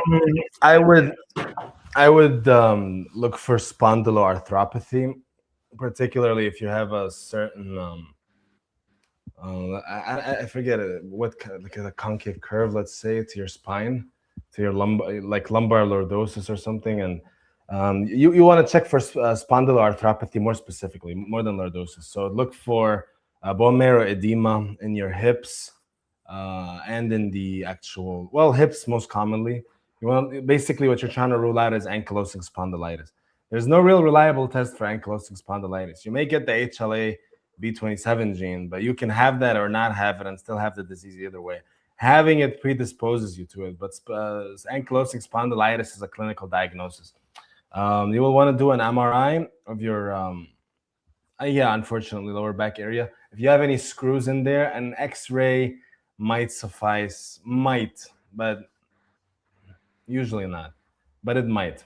So, I mean, it can, I don't know, but an X-ray is better than nothing. And that would be the biggest predictor of a terrible prognosis, is having ankylosing spondylitis, unless you actually get it taken care of as soon as possible. And we can get you taken care of and covered if you sign on with us. Fantastic. Thank you, Dr. Ali. Do you have anything to add there, Brenden? No. Cool. I think that is sufficient. Yeah, comprehensive. Simone says, my first live session gave me more questions, but they're much better questions. That's fantastic to read. We're always down for good questions, Simone. Andrew asks, dosage cycle lengths for SS31 and how many times per year? That's very individual, depending on your specific condition, how well your mitochondria are functioning, your overall health, your goals with it. Anywhere from as high as 35 milligrams daily is what they used for Barth syndrome, which is a severe mitochondrial disease which causes death. And but that is like the highest dose that I've ever seen anybody use. But it goes to show how safe it can For be when used at high doses. Andrew, with his potential history of von Gierk disease, I would start out with 10 milligrams a day. Okay, you're already familiar with them, Ali. Yeah. Cool. Thank you, gentlemen. Robert says, my father is more than a year past a heart attack and uses cardiovascular medication alongside his established protocol. His goal now is safer mobility. Before any regenerative joint procedure was considered, which heart risks, medications, and recovery limits would need review with his cardiologist?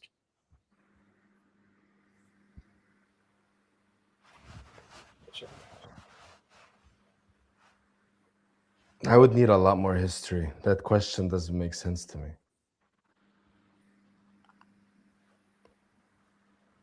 Gotcha. Okay, Robert. So if you can give some more detail. Very poorly asked, to be honest. I think you can do better. If he got a meeting with Dr. Ali, then we'd be able to go over his entire medications and everything, as well as his goals, and write him a program and make sure that nothing conflicts with anything else. So,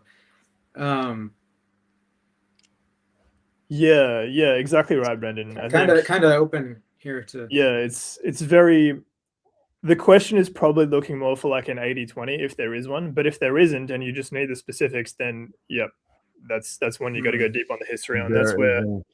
That's where the fine-tooth comb of Dr. Ali and his magnifying glass comes out, the microscope. Oh yeah. Christopher says, PSI Pro Peptides. Your guys' name would be very reassuring when buying peptides for a lot of people. Yeah, that's absolutely true. There was one point, I think it was about a year ago, where we thought something like that could happen, but you need to really work with the right people to make sure that works well. And in the future, very potentially, yeah. James says the willingness to reopen a complex question is one of PSI's strongest features. Love it, James. Thank you, sir. Simone says, I'm 47, rode competitively for years, and both knees grind on stairs while my right hip aches. I'm just under 3 weeks into pro and have no treatment results yet. If I can book one assessment first, which type of clinician and which examination would give me the best chance of identifying the main source before I choose a treatment? Look, I'm a generalist, okay? I work with a lot of different medical cases from a lot of different practice categories, from rheumatology to orthopedics a little bit, endocrinology, hematology. So that you have a wide range of options if you come and book in with me for a call, right? And I'll set you on the best track possible that we recommend. And if we see that there's no hope in your case, you'll just be told to look elsewhere if there's no hope. But seems like there's a lot of hope. I think even senolysis on its own is a good vector for you to explore. To get access to actual senolytic compounds, you will have to book in with me for a call at least. Otherwise, I would say peptide analog of thymulin, also only in the private lab. I would say Bonocor and Thimasol, which you can find on VitaStream. At least 2 capsules of those every day each, for 3 months, 6 months. 47, I would check if you're perimenopausal too, and maybe start HRT directly. There's also pentosan and polysulfate. But otherwise, for other recommendations, I would recommend you hop on a one-on-one call to get personalized help. You mentioned, Ali, that sometimes there's no hope. Obviously, that's true. We can't cure everyone, right? Sometimes there really is no hope. But I do know, at the very least, Brenden and Ali, you guys will set them on the best path to actually, do the right thing and actually get the best results. That is exactly it. But I also like to give the best, honest, really answer with like accurate assessments of worst case scenarios, best case scenarios, what we can do for them, what we can't. If Anita, for example, or Alina, sorry, came in with a already blown out ACL completely, and she booked in for a call, we may be able to help her with the recovery, but if that's not what she signed up for, I'm not gonna sort of lead her on for otherwise. You know, we want everybody to feel happy and blessed to work with us, not forced Right. or expect. You know, we're not. Right. I There's think enough that's a people for us. good. We want to be Yeah, that's selective about the cases because, you know, sometimes the people come in for transformation programs, right? And it's just too much. They don't need it, right? And I tell them like, hey, this will be what's enough for you. Take these and get these peptides, and you'll be fine. And you know, follow everything else that I tell you. You'll be okay. Just check back in 3 months, and usually that's enough. If I tell you it's enough, usually it's enough. But sometimes you may need more personalized help for a longer period of time. So we'll give you the most honest recommendation, and if you do need personalized help, we'll also shave off the price of the meeting with the master anyway. So it's on the house, and yeah. we dig it You into get your that protocol. credited. Yeah. Yeah. But on the notes of like how our team has genuinely helped a lot of people in impossible situations, right? Where other people have told them there's nothing you can do, there's no hope. That's the part I want to emphasize is that I would say if Dr. Ali or Brenden tells you there's no hope, then probably there's no hope because these guys are able to work magic in situations where other people will tell them there's no hope. But even, I think it's a really good point, Dr. Ali, where you're saying Yeah. not literally everyone is. Yeah, there's some things that are just incurable, you know. Yep. Durkin's disease. Hughes-Tobin, the Gout disease, Durkheim's disease, some very Yeah. aggressive lymphomas, giant cell lymphoma. There's a lot of these conditions that, I mean, it's magical that we can do all of this for you online without any in-person visits even, right? And we're working on actually potentially providing in-person visitations and direct consultations and physical Yep. examinations, maybe our own MRIs, our own lab, everything. That's all in the future. But for now, with these personalized services, we've taken a lot of people, we've given them a lot of mileage, a lot of gains in the context of their health, both for optimization and treatment and really cures and clinical remissions. So there's a wider range of wide array of options of let's say potential outcomes for you there, Simone or Simone. Yeah, I would say you'll look back in 10 years and be ashamed if you don't, and feel just guilty if you don't explore this vector. Ryan says, my main reason for hopping on is more for my mum. She's probably not going to inject. I've wanted her to just try a low dose GLP, but for general brain and heart health, I was thinking she might try Chelohart, Pinealon, and Endoluten. Not sure if she would need both neuro ones. Is there a third one she would add just for longevity's sake? And a little bit of extra detail, by the way. Ryan says she's 80, somewhat active, but I can't even get her to do silver sneakers. Have you ever recommended mitochondrial affecting peptides for people that old, like SS31 or MOTS-C? Well, if she's not going to inject and you want the highest yield ones that you can use, then I would consider using Pinealon, Vesugen, and Thymosol and Bonocor, but I would use them in quite high doses orally if you were going to use that route of administration. And honestly, I would much rather you use an intranasal cocktail of some cytogens as opposed to oral delivery for at least the Pinealon and the Vesugen. If you could make an intranasal peptide spray, if you have a very reliable vendor that can supply you with pure peptides, and you can compound that yourself, and I would do 2 milligrams of Pinealon, 2 milligrams of Vesugen per spray as a nasal spray. So typically the way that you would go about doing so is buying a nasal spray bottle. You can even get one off of Amazon. And typically each spray is standard 0.1 milliliters. So if you put, say, 10 milliliters of a saline solution or bacteriostatic solution into the nasal spray bottle, and you used, say, 100 milligrams of Pinealon and 100 milligrams of Vesugen in that 10 milliliters, each spray would be 1 milligram of each. So you do 2 sprays per day to get 2 milligrams of each. And I would encourage you to use a nasal spray in your mom if you do have a pure source for these peptides over the capsules, because she'll just get a much better effect. And especially at that age of 80, she's going to be prone as well to neurodegenerative diseases. And Pinealon and Vesugen was the best combo used intranasally in mice for reducing the deleterious effects of Alzheimer's disease on long-term potentiation and other aspects of the brain. So That'll also work quite well for her in terms of the heart as well. Some of it will go systemic, and there's actually a quick return path to the heart from intranasal administrations. So those would be the two that I prioritize. And then, like I said, you could either add Vylon in there at the same dose as the Pinealon and Vesugen, or just get Thimerosal and Bonacor separate. And I think those ones would be the highest yield for your mother as terms of non-injectable peptides are concerned. SS31 would be an amazing one to use, yes. You mentioned mitochondrial, but if she's not going to inject, then it's a little bit problematic. You can make a separate nasal spray and potentially get some benefits of SS31 through the intranasal route of administration, but it is going to be having a reduced absorption due to its size. Even though it's still fairly small, it's not going to be absorbed. Probably not even 50%. So, yeah, if you were looking for mitochondrial optimizations, you could explore some other routes as well that are maybe non-peptide based. CoQ10, or rather, I would use ubiquinol for her, and also maybe PQQ or something like that for mitochondrial interventions. Yeah, if this is something that you're particularly worried about, Ryan, obviously we recommend jumping on to a meeting with the Master Advanced. But thank you, Brenden. That was really, really good.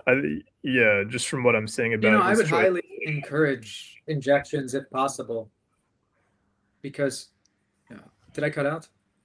No, yeah, No. Oh, I was going to say I'd highly encourage injections if possible. They're very painless, really, especially if you get the 32 gauge insulin needles and just inject subcutaneously. It is painless for the most part. Very simple. Yeah. I believe. But I do understand. I mean, I had the same problems with my mom, who I made a program for the treatment of her rheumatoid arthritis. That's actually what my intelligence drop is on this month. That video is now uploaded for anybody who hasn't seen it, by the way. So I had to work within those constraints of no injections to build a program for my mom, and I still got her very good results, and I documented what I used and why. So check out that video if you haven't. Go through. Yeah, we've had other clients where the constraint was no injected peptides as well, and yeah, we've still managed to do some insane. Do what we have to do, and I understand that for people who really want to derive the maximum benefits from these peptides, but injections is a bottleneck, it's going to cost you more money because of it. It just will, because you're going to have to take more peptide. There's some that you can use intranasally and get pretty good results with, but like my grandma's case, okay, she would not inject anything, but she had very bad case of diabetes, and I wanted to help her as much as I could. I gave her 20 milligrams of Pinealon and Pancreatin per day orally. That is a huge dose. That is a gigantic dose.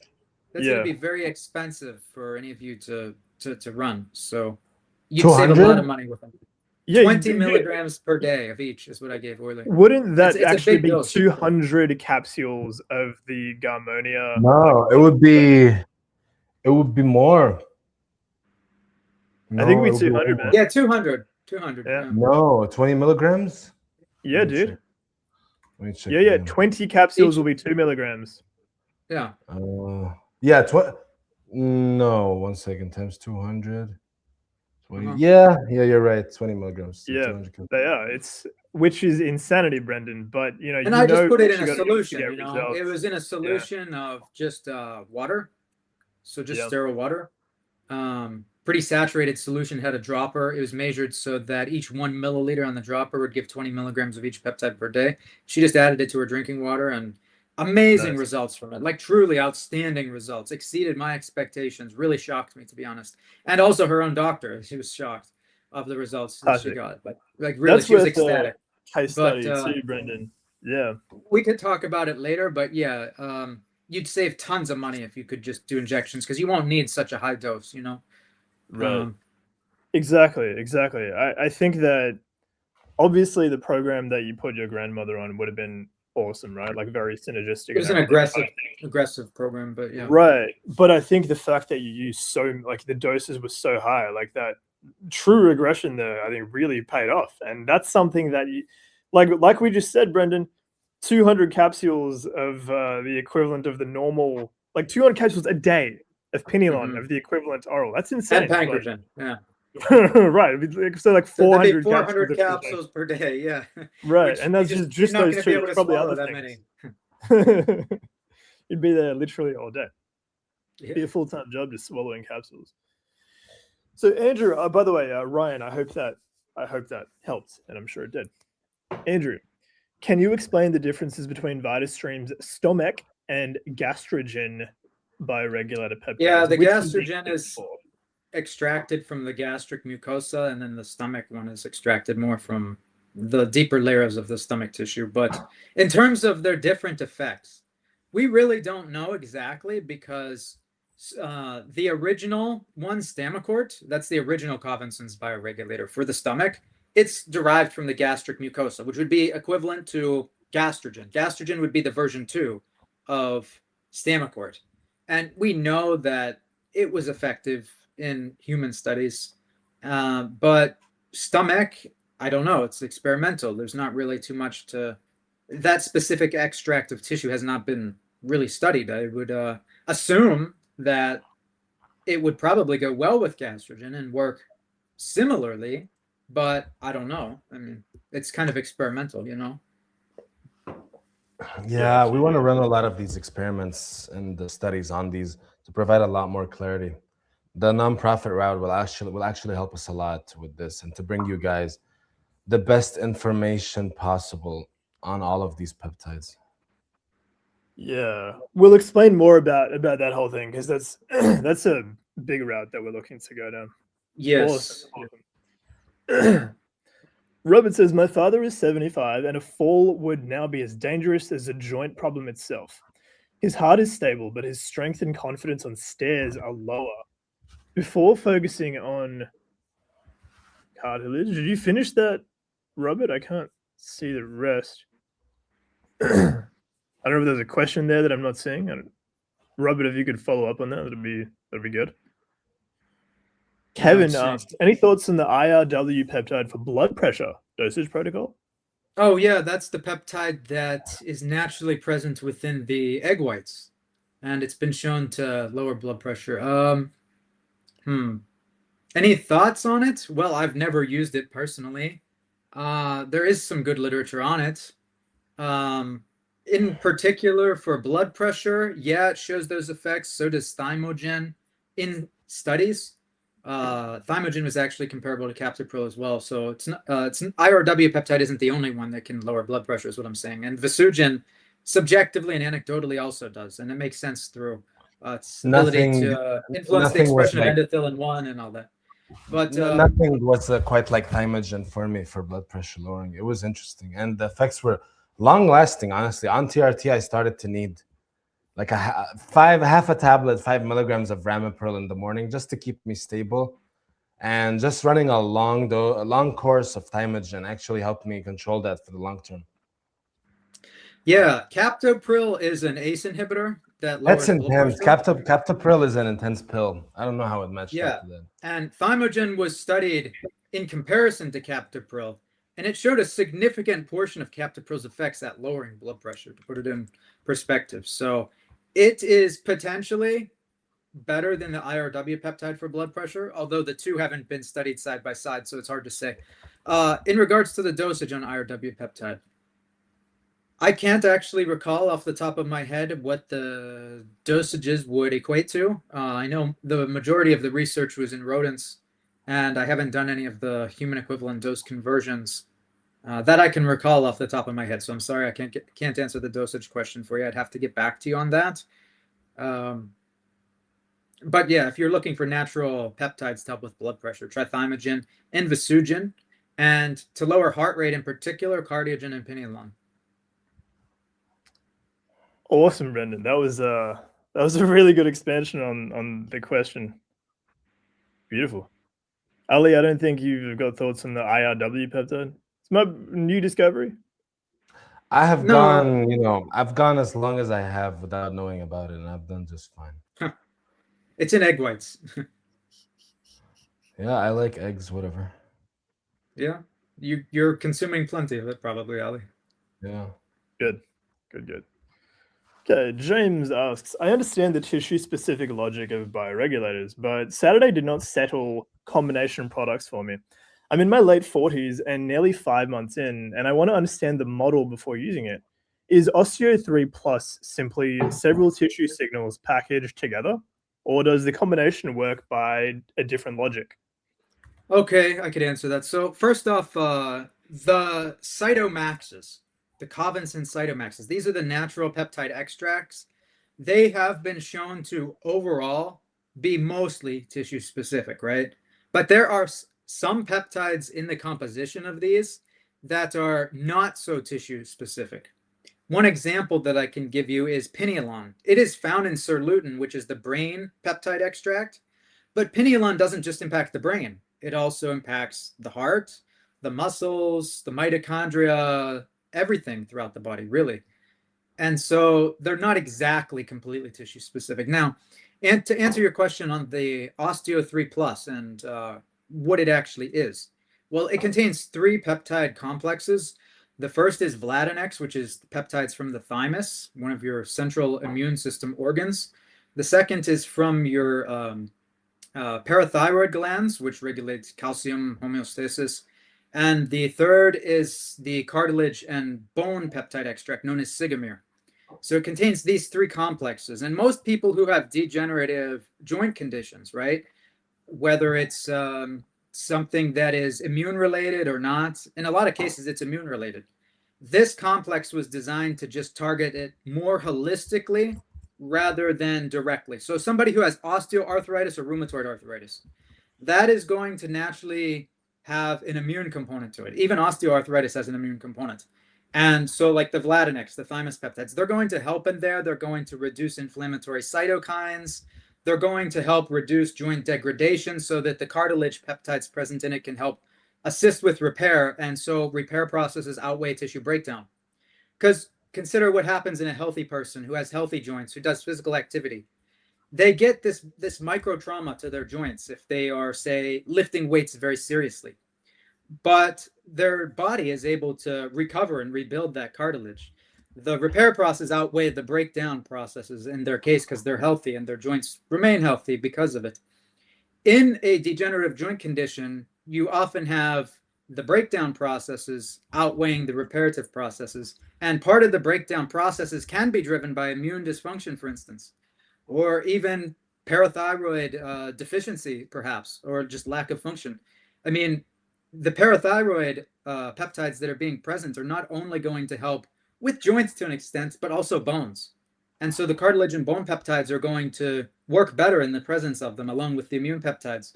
It's all a synergistic cocktail for people who have broadly degenerative joint conditions of multiple types of etiologies. And hopefully that answers your question and makes sense. Thank you, Sir Brenden. Some more comments from Amy. Mast cell activation syndrome, is that what it is? From mold? Dr. Dan, ladies and gentlemen. Yeah, we got this is from I think this was over a year ago, huh? When she came in. Yeah. I do remember that. Yeah. Jonathan asks, I know you guys favor VitaStream bioregulators over most other brands. Are there any products or brands you would straight up avoid? Name names.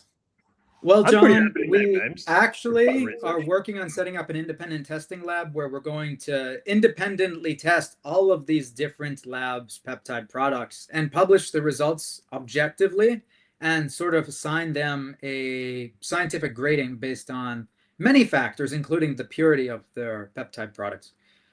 So we hope that this information will be very valuable in helping people to decide who to purchase from and who not to purchase from in the future. But it's something we're still working on. We don't have it set up yet. We are definitely working on this as fast as we can. At the moment, I can't tell you anything in particular to avoid because, well, it would really come down to speculation on my part because we haven't done testing. I can tell you that a vendor that used to be good quality and no longer is known as Jenny's Chem. They are a Chinese company, but they used to provide good peptides, but the quality was inconsistent. So It's not one that we recommend anymore. We actually have some other vendors' products sitting at the private lab at the moment, and they're going to be tested soon. I don't want to name any names yet, but a competitor to VitaStreams, we'll say. And we hope to be able to publish those results. That'll probably be the first results that we publish after our testing is complete. So I guess just stay tuned. Yeah, great response, Brenden. I actually wasn't going to go into any of that. That's awesome. I'm glad you did. So absolutely, we have multiple projects lined up, just so you guys know, and one of them is exactly as Brenden said, an independent testing lab, right? So we can actually verify what's in a lot of the products out here, because I think one of the biggest issues with the whole peptide industry is that, as a lot of people say, it's like the Wild West, because there's no real like how do you know what's in these peptides? Yeah, right? Everyone's trusting. Because look, Dan, we've seen the incredible potential of these peptides and what they could actually do for clients when they are used properly, right? And what I hate more than anything else is for somebody to either not use the peptides properly or to buy them from an untrusted source that is not even a good quality peptide at all. And then they blame that peptide and they share their experiences with this peptide and put it out in the public. And it turns others away from the peptide when it was never the peptide's problem in particular. It was maybe they didn't use it right for their condition, or that product that they bought was just very bad product, you know? For example, I look up on Biolongevity Labs some products, right? And there's one called Slim Assist, and it says FLGR242, 2 milligrams, and 500 micrograms of B complex. And whatever that FLGR blah, blah, blah is, you can't find studies on it. And, you know, it says follistatin on there, and follistatin for getting slimmer. I don't know what world this guy, whoever owns this website, lives in. To be honest, everybody's trying to reinvent the wheel and have the newest, most amazing, sexiest blend ever.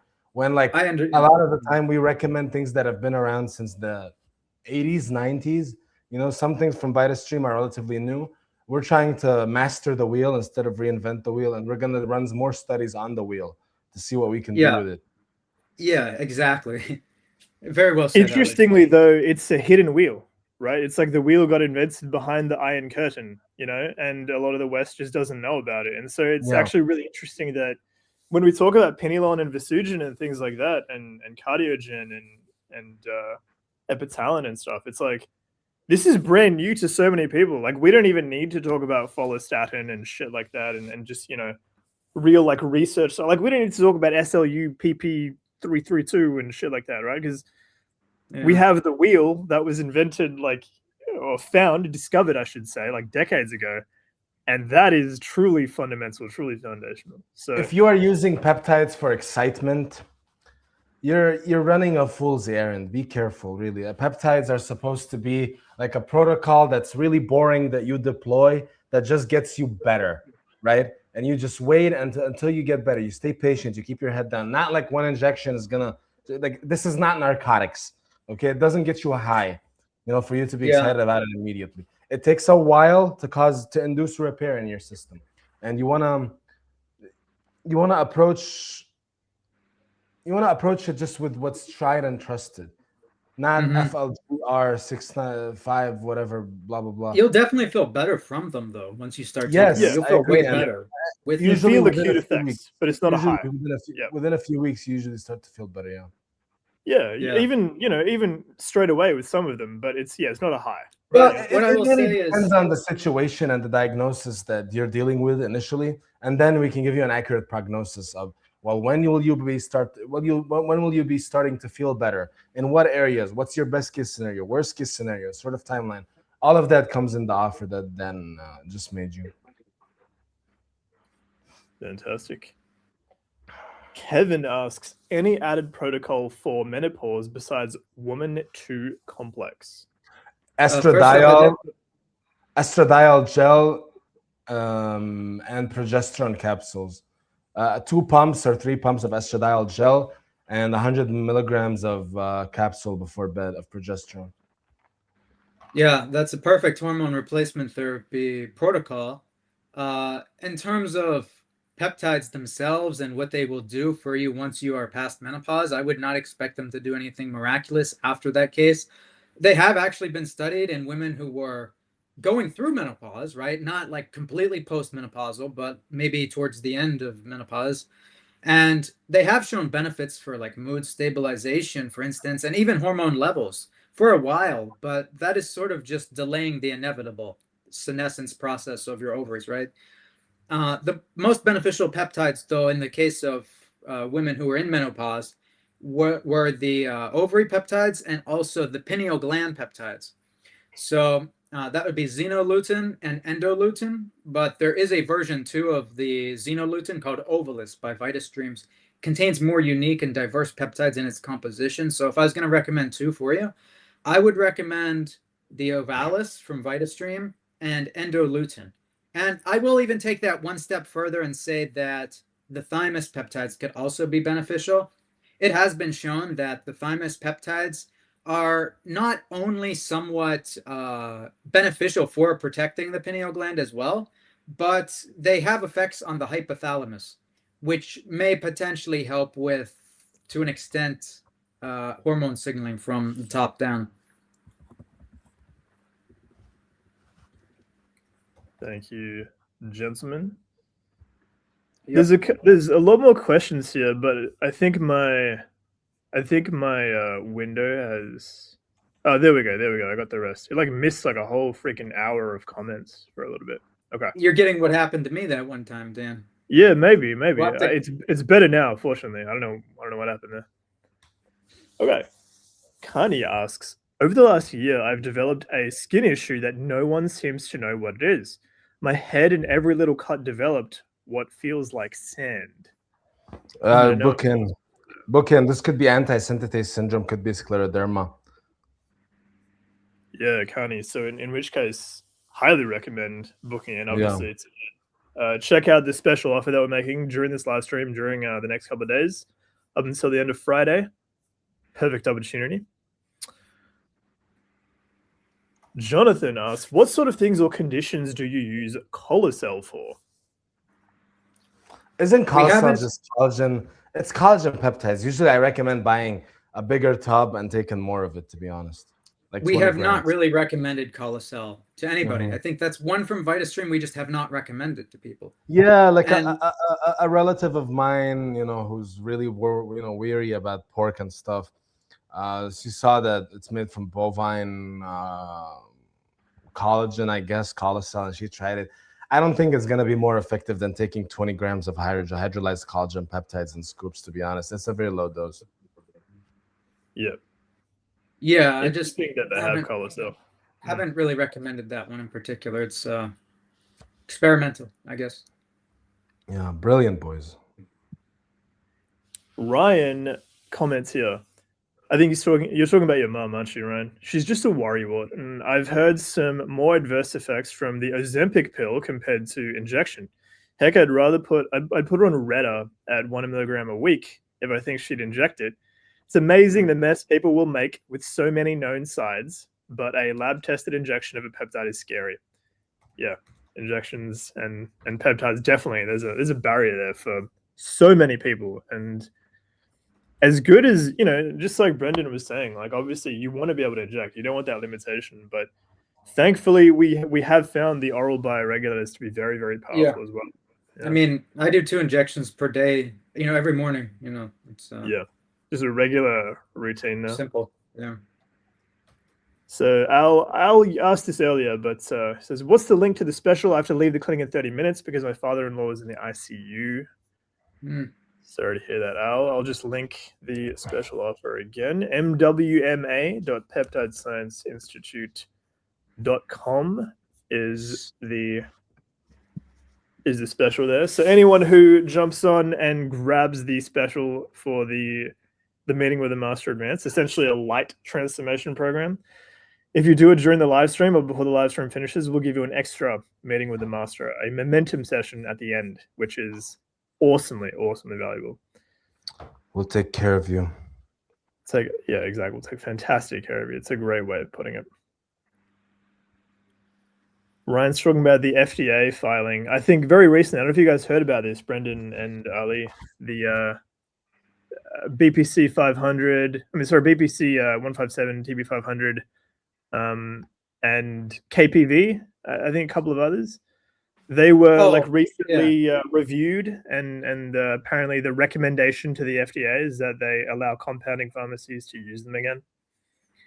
Awesome. Yeah, it's not a big deal. Won't really change too much, in my opinion. I mean, well, hopefully it's a sign that things are on the right trajectory. You know what I mean? Yes. Yes. Because like we don't want to fucking put anybody in danger for recommending their products, you know, because of bureaucracy and laws and garbage. And, you know, like if someone sells a clean product that's changing lives, they should be able to sell it without any harassment, really, from police Of and course. whatever. Yes. It's magical, really, products on the market. Agreed.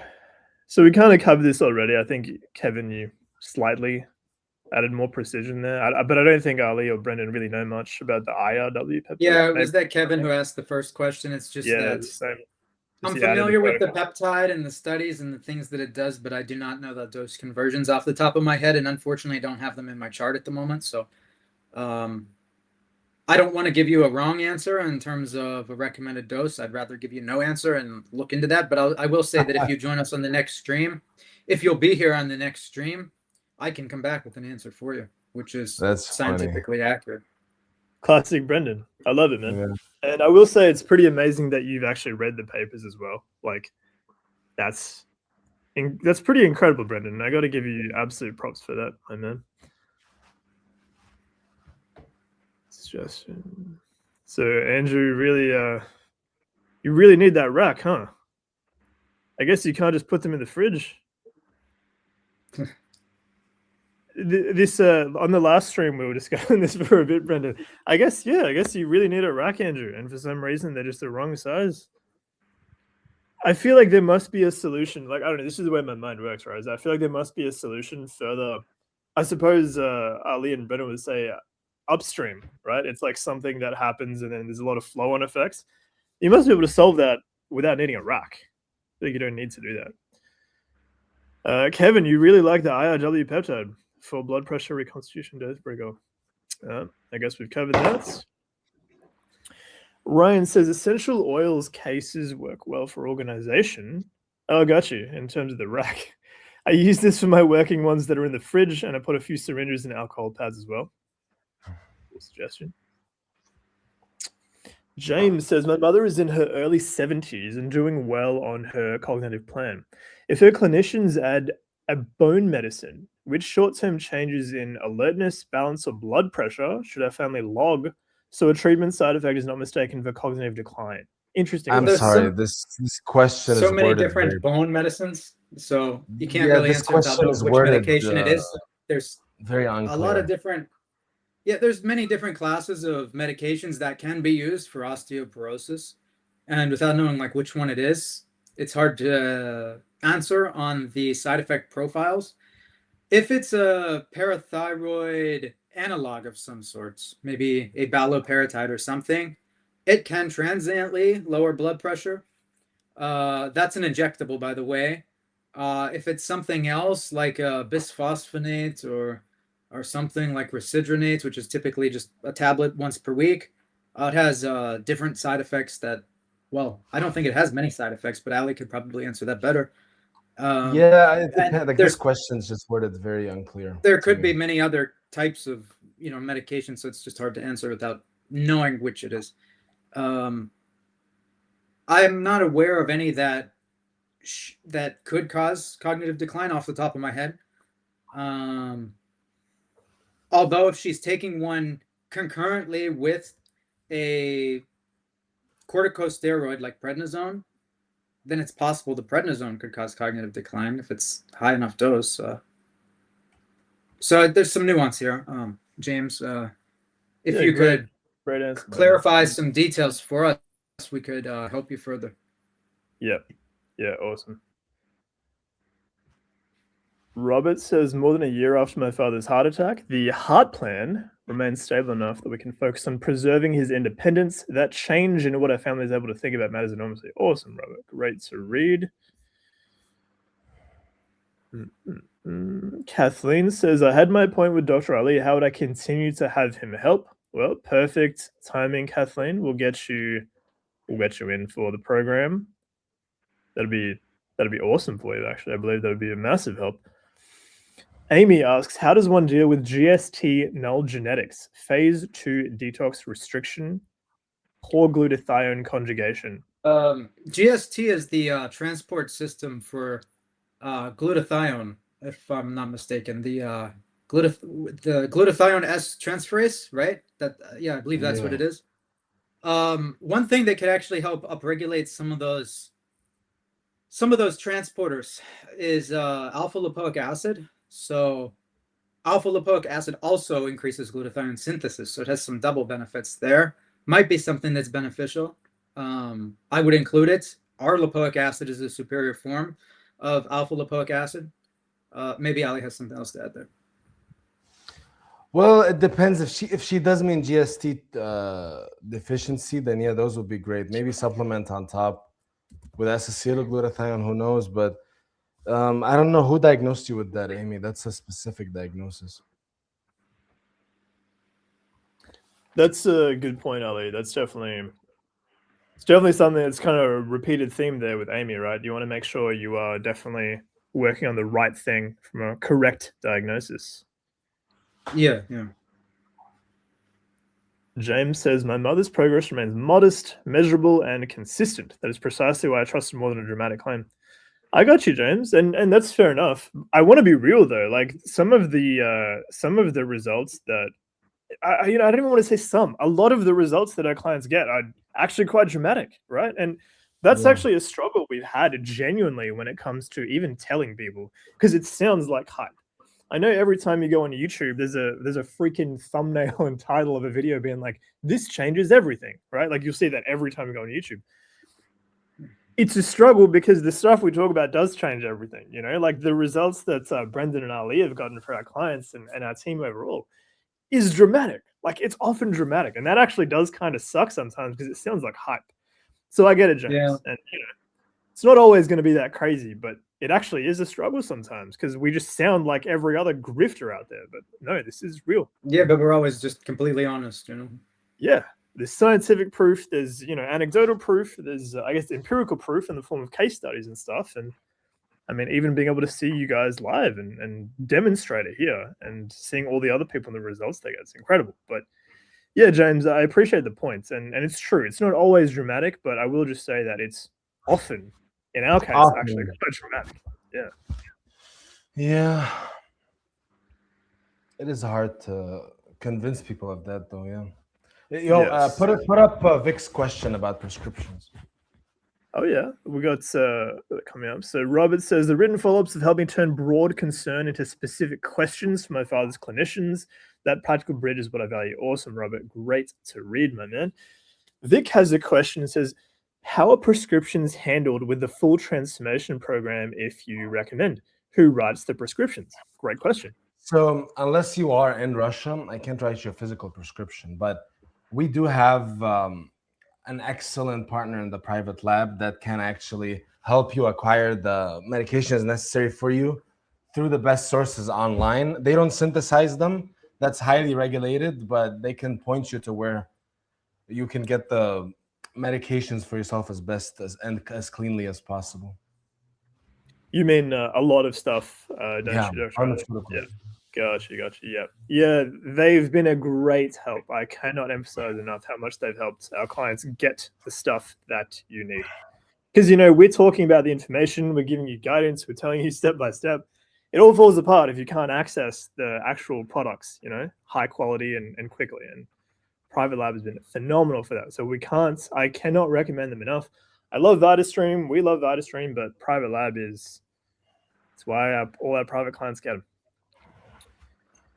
Tim asks, any ideas for sleep apnea or oxygen transport from mitochondria-related hypoxia? You want to take that, Brenden? Well, I'm not sure exactly what you mean by mitochondria. Yeah, I think, look, sleep apnea, if it's obstructive sleep apnea, that's a mechanical issue. If it's mitochondrial, you mean your brainstem is shutting off while you're asleep, then that's a whole different issue. There In is that central case- sleep apnea too. So. Yeah, that's what I mean. It's not obstructive, it's central. It's from the brainstem being suppressed, either post-stroke or due to neurodegenerative disease or infection, whatever it may be. The treatment for those is vastly different, and I think if it's mitochondrial related, your brainstem is shutting off, and you don't have any obesity, nothing is blocking your airways, you don't have an enlarged thyroid, you don't have COPD. All of those, have been ruled out, and it's not a mechanical issue with the sleep apnea. You don't have a hypertrophied neck, etc. Then I would focus, on especially polysomnography, a sleep study would be able to prove this quite adequately. In which case, I would. Oh, What? sorry. Believe what? I was just thinking if what he means by the mitochondria-related hypoxia is just a central form of sleep apnea, I was just thinking of causes of central. And I know that certain medications, such as opioids, can cause it. But even in absence of medications like opioids, low-dose naltrexone, LDN, has been shown in some studies to actually help to prevent and essentially cure central sleep apnea. It also ruins sleep quality. It's something I'd only recommend to a very small particular set of people. Back to what I was saying. Look, SS31 would be cool as a recommendation here, something you could implement if it is essential, like Brenden said. Sleep apnea, SS31 at 10 milligrams a day. I would do a neurotrophic stack on top, maybe cerebrolysine at 10 milliliters a day for 3 months, 6 months, maybe Cartexin at 10 milligrams per night intranasal. That'll help you also improve the REM sleep and potentially improve autonomic functions, yeah. So on top of that, Pinealon and Vesugen, potentially also vitamin E. Let's say 100, 200 IUs per day of gamma tocopherol. Hopefully that answers your question, Tim, and that we were right that you mean central sleep apnea, not obstructive. If we misunderstood your question, then please do clarify, and we can see if we have time to get to it. It was a little confusing the way that it was written. Yep. Feel free to follow up if you like, Tim, but awesome. Thank you, gentlemen. Richard says, I'm looking to join this program. Yes. Sign up. Absolutely, Richard. You should have the link already, mwma.peptidescienceinstitute.com. And like I was saying, you get a very special extra bonus if you sign up before the live stream finishes. So sign up during and you'll get the extra meeting with the master session at the end. Christopher helping out Andrew with the rack. Very, very nice of you.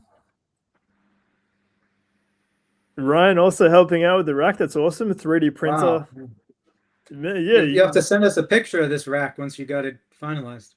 Yeah, we talk about the precision cell method. Andrew, my man, you got a lot of precision even in the rack you're using. I love it. Christopher says, Cortigen, I took 5 milligrams one day with my other nootropics and it gave me anxiety. Yeah, I haven't taken Cortigen, but I know you've said that, Brenden. It's one thing that's interesting because in the rodent studies, it does show that both either a too low or too high of a dose can induce anxiety in the rodents, but it's never been proven in humans. And it's one thing that I was personally going to experiment with on myself before I ever recommend a higher dose to clients. Like right now, we're using a human equivalent dose conversion that is what is ideal for those rodents, just to be safe at the moment, if we do include Cortigen as part of somebody's program. And it's just because of the unknowns of if it actually does induce anxiety in humans if the dose is too high, right? So I was going to test it on myself to see if it's actually the case, at least in myself and maybe some others as well. And if it is indeed the case, we'll just continue doing it the way that we are. And if it's not, and no one's getting anxiety from it, then we could consider going up on the dose, But it's interesting that you said it did give you anxiety. Thanks for sharing. Yeah, absolutely. Brenden warns about high dose Cortigen a lot. And low dose too, huh? There's two peptides that have mainly been shown to induce anxiety if the dose is too high. And this is in actual literature. The other one is epitalon. So in rodents, I mean, rodent studies, but it's been shown that a high dose of epitalon can induce potential agitation, anxiety, and stuff, at least initially, before then it settles. And I've also seen this in humans, though, with epitalon. If the dose exceeds about 600 micrograms per day, it can cause some anxious, jittery, agitation type feelings to it for at least a few hours, So there are a couple peptides where I just am very crucial about getting the dosage just right for clients, especially if we're doing blends that have multiple peptides combined, because then you can't alter it, right? Without reducing all of the other ones. So it's very important to not go overboard on particular ones. And epitalon and cortigen are two that I do take seriously at the moment, to not overdose, Precision really is the name of the game. Exactly right. James says, Dr. Ali, thank you for that response. Kind of funny timing. That was from an hour ago, but probably Brenden, thank you for that response as well. Ryan says, I'll take the nerd label for things I'm injecting and ingesting. Good, man. Exactly. I'm with you. You got to know what you're doing. You don't want to be one of those people that injects a whole bunch of something and they have no clue what's going on. Ryan D says, Saturday covered several cartilage options with very different levels of evidence. I'm 41 and willing to track outcomes, but my goal is not paying for a science experiment by accident.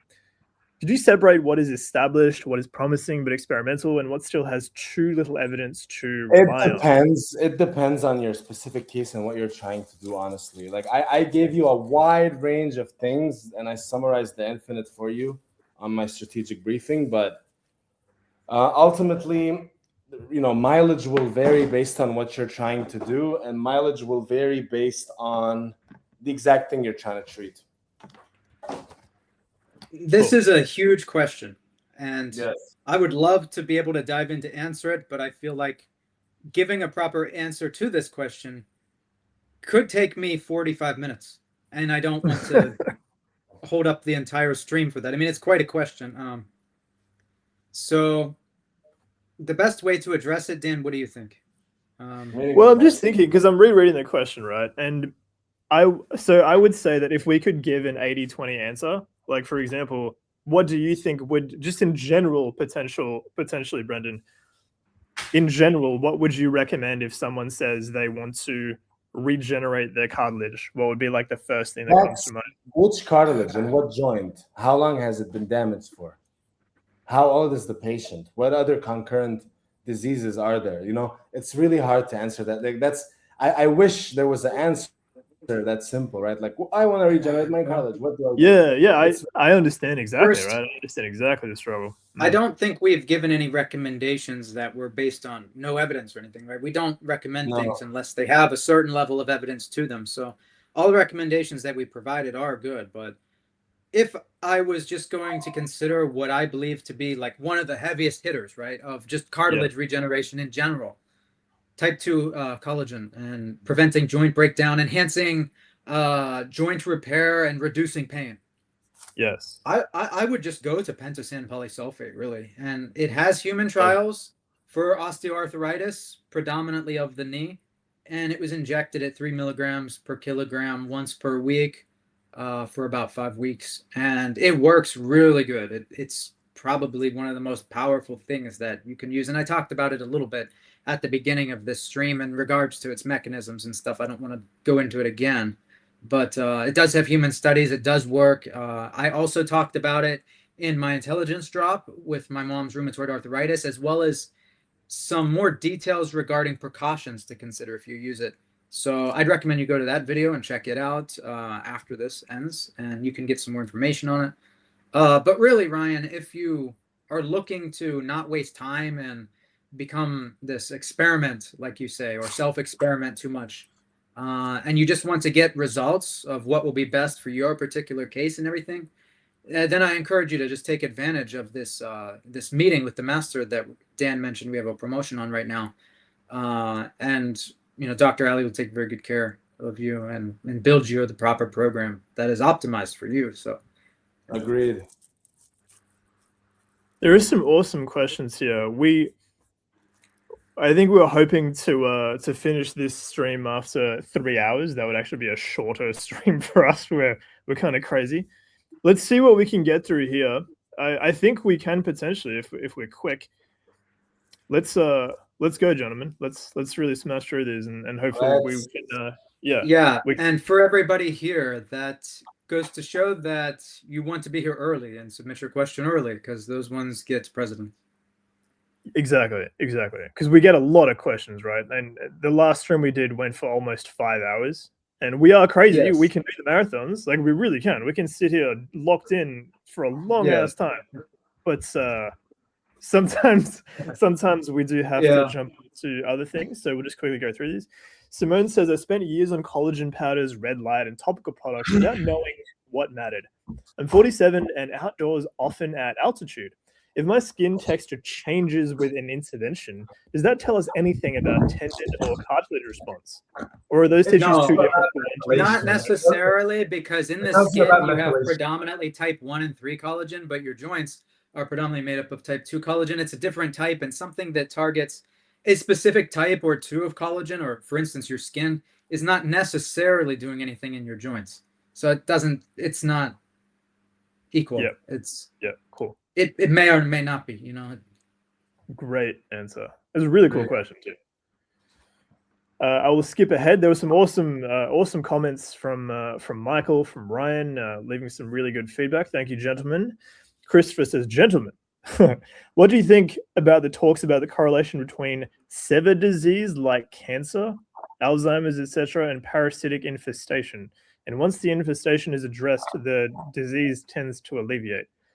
Yeah, but I mean, I've seen a lot of those claims, but like, there's no real bona fide RCTs for them, right? Like, there's some correlation with certain, like Toxoplasma gondii or something, Gondi, right? Like, there's some, you know, with toxoplasmosis, some correlations, yeah, but you know, there's other things that are more strongly associated with Alzheimer's disease, such as a sedentary lifestyle, insulin-resistant man, especially, or a woman living, you know, up to 80 without HRT.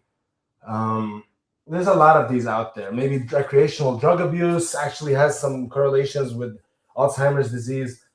Alcohol, especially, not so much the actual parasitic infections so directly. I think that's another thing with, you know, doctors trying to sell the next big find, right? Instead of treating the body holistically top to bottom, they're trying to find you something new and interesting that you will look up and, oh my God, so many people have toxoplasmosis and whatever, 60% of motorcycle victims have toxoplasma, and everyone's trying to find this thing that'll catch your attention and make you think they're a genius. It's kind of funny because a lot of that stuff is, you guys are geniuses.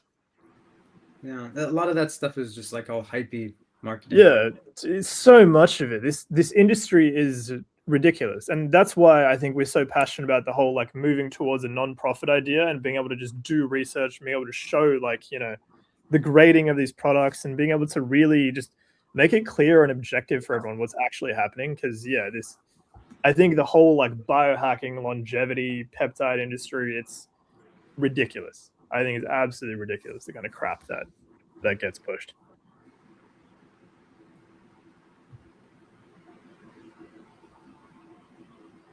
Dr. Ali's got some recommendations there. Ryan's saying if he can get his mum to come around to injections, he will. Absolutely.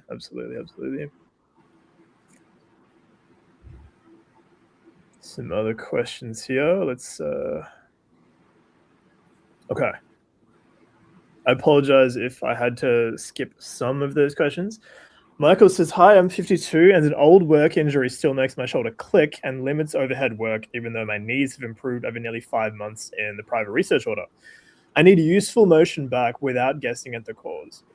What would you want a physical exam or magnetic resonance imaging to distinguish between cartilage damage, a tendon problem, and unstable ligaments? And I lost you guys when we were talking about a free meeting with the master. Well, with that. I would say, well, first, the shoulder is a very complex joint. And if you consider overhead work, there's a lot of more components than just the shoulder that you see here itself. I mean, it could potentially even be like with your shoulder blade and like the upper part of your back or something that is contributing to shoulder pain or shoulder clicking. Like it could be connected to something in your upper back. So I would say not necessarily just an MRI of the shoulder itself, but also of the entire upper back. Like that's what I would say would be useful information to look at in terms of identifying a cause. In terms of specific interventions and stuff, then one could be mentioned based on the findings rather than just like, because yeah, like we could just give you like so many general recommendations. You said that you've been in pro for 5 months, so obviously you've been listening to a lot of the recommendations that we do have, and apparently you still have this shoulder clicking and limited mobility with overhead work.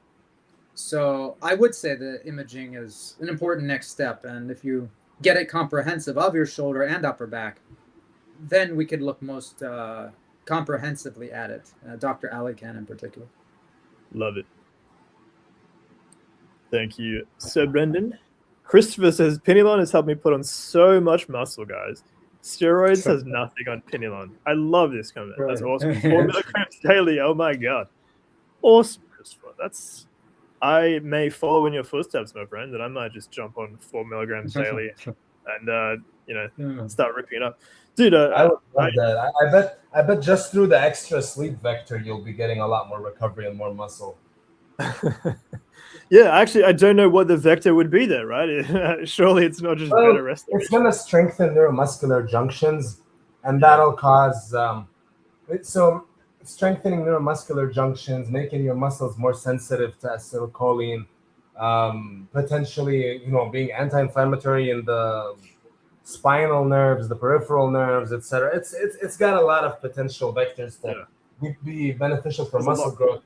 It's beneficial for the mitochondria. Your muscles are very rich in mitochondria. So there's a lot of potential vectors. The sleep. I'm pretty excited, Christopher. You actually just inspired me, my man, because I haven't been hitting the gym as regularly as I'd like to. I've been stuck in full work mode for quite a while. When I regularly hit the gym again, I'm gonna be stacking Pinealon, man. Dan, good. I'm pretty sure you're using Pinealon daily anyway, probably at that dose. I am, but not 4 milligrams. I got like 4x that shit. Go on Pinealon and HCG and GH. I have GH. I'm not using it though. Yeah, I will. That's good. Good 4 units. 4 units. Let's go. And all right, let's go. You guys. I like HCG. Yeah. I'll get you guys. I'll do a meeting with the master advanced. Okay. I remember you were taking the 4 units of GH, and your hours of sleep started becoming regular, and then you just stopped. Now I'll stay awake for ungodly hours. Just powering through. But I was doing 2 IUs GH. I think I was scared of the insulin sensitivity or something like that. You mean insulin resistance? Yeah. Well, sorry, it has some other mechanisms that can raise glucose. Well, you gotta follow that advice we give you. I mean, come on. Yeah. Wait, what? You gotta follow the advice we give you. Oh yeah, of course. You guys recommended 2 IUs. No one recommended 4. Well, now I see 4 just for you to get back. That's a new meeting with the master, Ali. Yeah, new plan. All right. Kevin says, my wife is 56, has vestibular migraines, is perimenopausal, had vestibular neurectomy in 2016 for many years disease. Recently, she's had a return of daily vertigo, dizziness, and nausea. What peptides would you suggest to help stabilize her symptoms? That is a little bit of a complex case. And in those such cases, I hate giving just general recommendations because they may help, but they may also. Kevin, I recommend you wholeheartedly to bring her in, get her access to the beautiful private lab products. Well, great offer right now. I recommend you take advantage of it, and that'll be the best gifts you can give her. There are some questions which are just best addressed really with a comprehensive call because trying to answer them without enough information in complex cases like this, like we do dangerous. not want to just waste your time and money on something that may Yeah. not be that helpful. And like, I it'd be would be best to curious about her. So her medical history would be interesting to see if she potentially had a history of schwannomas, maybe that is not mentioned here, which is a type of tumor. I mean, I do have some ideas, but I don't really. Yeah, it could be neurofibromatosis type 2. There's a lot to investigate for her, Kevin. I really recommend you jump on Dan's Yeah. offer. Yeah, jump on as soon as you can, Kevin, because the best offer you'll ever get on a transformation program with Brenden or Dr. Ali is literally right now. I There don't it think is. we'll be doing this again, where we offer another ending meeting with the master, where we give you guys VIP support for this. We're gonna be do it again. We're gonna be overwhelmingly busy with all of our Yep. research initiatives that we have going on. So honestly, like it's gonna be very hard to be able to continue to take on clients and these meetings and stuff in the future. So we basically got a month. Yeah, but there's a month that we kind of got available here, and after that, I think we are going to be very busy, as Brenden was saying, insanely busy. It's gonna be a lot. Yeah. Right. It may be a lot worse. I'm gonna have to sort that out, but yeah. Highly recommend, Kevin, jump on it now if you're interested in really fixing that for your wife, because these guys pretty much are the best in the business. And I really mean that, by the way. Again, every time I say that, it sounds like hype, but I swear to God, it's not hype. It's real. It's been confirmed by literal billionaires at this point. Karen says, glad you mentioned names, Brenden. I value a direct answer. Good. Brenden is very direct indeed. That's where people start stacking. Yes. Rod says it's follistatin coupled with albumin. I believe that's supposed to give it longer half-life. Yeah. Right. Yeah, I've heard about that specific form of follistatin and stuff. And it's like, look, why are you interested in follistatin in the first place, though? If you are, because it's not typically what we would even recommend as being a good solution to help for its most intended purpose, which is muscle growth, right? Look, guys, I wanna highlight something. Really, Western medicine is, I think, the third leading cause of death in the world, right? But also stupid recommendations, I think, are way higher on that list, right? And when someone is recommending you follistatin and just haphazardly for one reason or another, and not even the gene therapy, just the injectable version of follistatin, that is that is a complete waste of money. It is a completely inefficient recommendation, a waste of injection space, a waste of bacteriostatic water, right? Skip that. There's a lot better things to do out there, and for many different, more noble purposes. Even if the purpose you guys are focused on is some form of vanity for physique, there's no shame in that, right? But there's better options than follistatin, and that's the only real use I see for it, and theoretically so. There's no real proof that this is 100% gonna give you a better physique, gonna let you hold on to muscle, gonna inhibit myostatin. I think I've heard some pretty ridiculous claims with this specific form of follistatin that made it sound so insane that it made it sound like it's better than using grams of gear for a few weeks. Like they got better and more muscle growth. Always. And then that is just throw away the hype. It's not true. It's hype. And look, it's I understand this is a lot coming from people telling you, we've induced cures in incurable diseases. We've had a first in history case of reversing systemic mastocytosis and type A gastritis concurrently. You will not find a single case study on scar.google.com or PubMed about it, right? By the way, we have a couple of those, don't we, Ali? More than just that one. We have quite a bit of those. And I understand it's a lot coming from that, but we don't claim, one thing you will never hear us claim, I don't think so at least, right? Unless the world really changes, unless the physics of the world changes, right?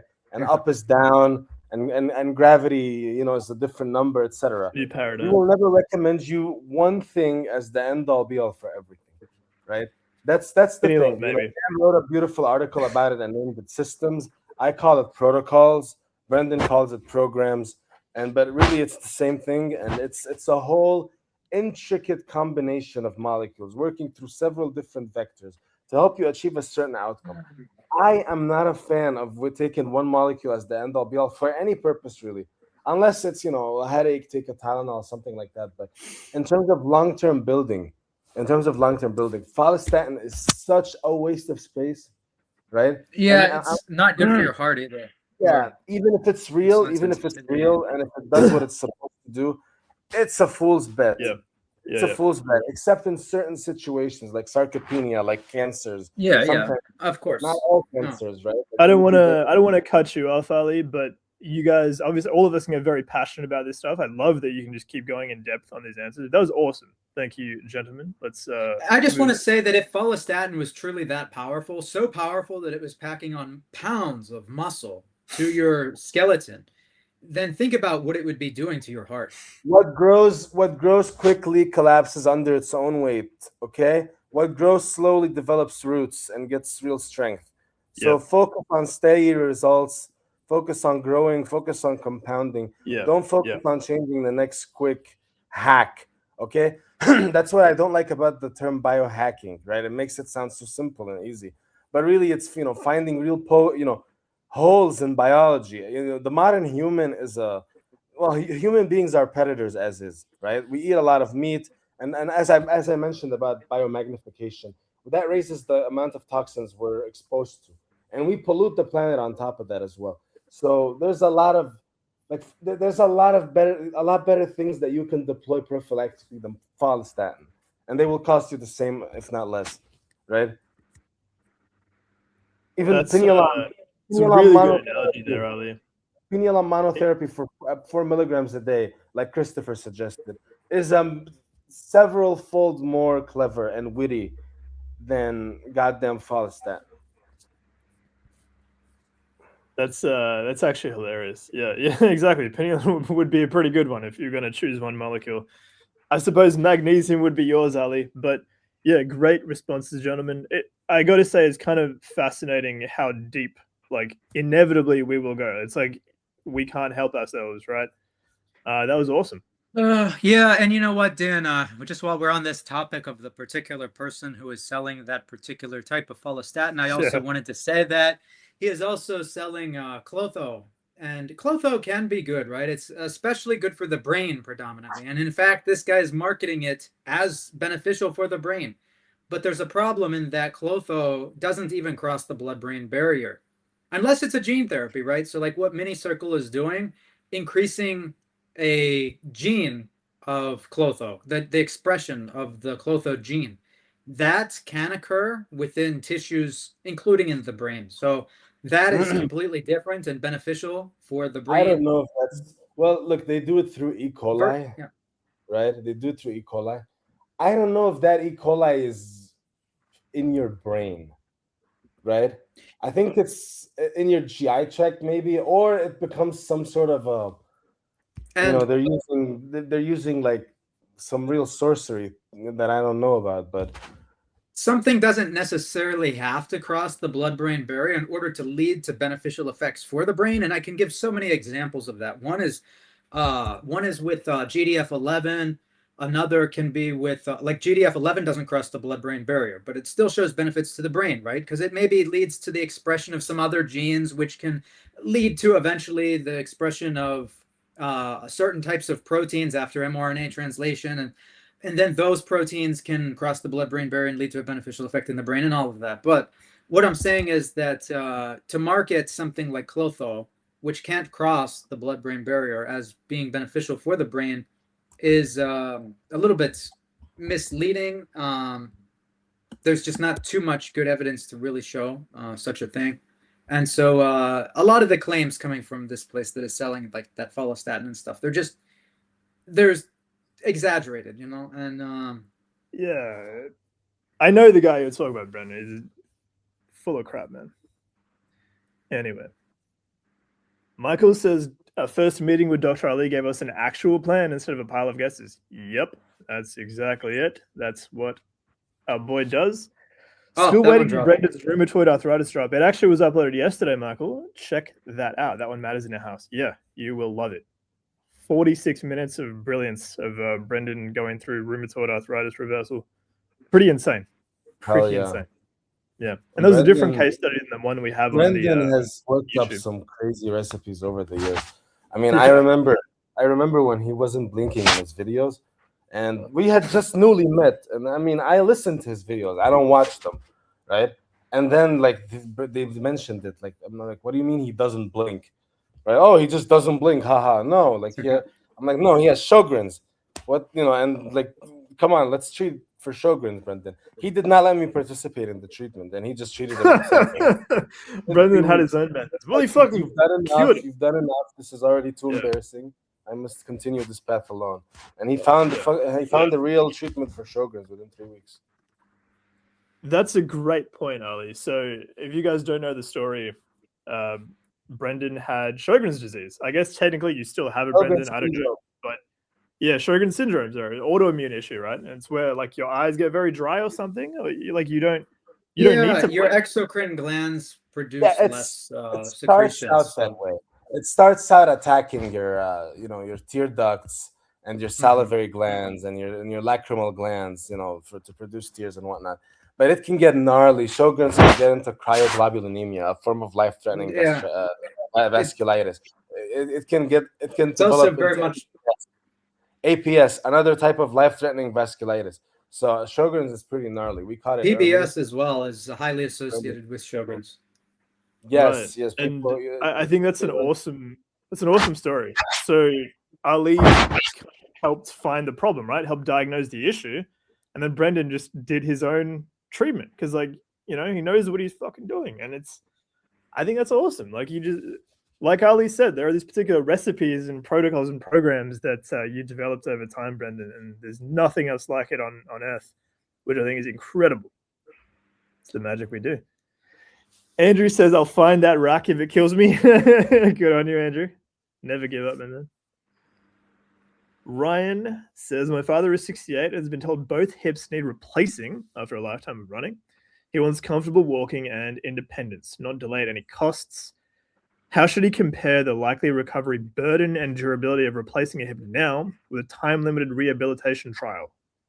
Look, I have extensive experience with people who have coxofemoral joint issues, right? And a lot of the times, just adjusting their diet and giving them a proper peptide protocol, adjust those two without even any medications and NSAIDs, it can buy you a lot of time. That being said, it really is case dependent, and your dad may be a great candidate for double hip replacement, and that'll last him at least 10 years, right? So it's really nuanced. There's a lot of options for him here. I think we'd love to help him make the decision, have him book in, and we'll support him for a whole month and have an extra call after. I recommend you take up Dan's offer. We can take care of your dad. We will make magic. Kevin asked peptide recommendations for fatty liver. Choline, not a peptide, but choline. Yeah.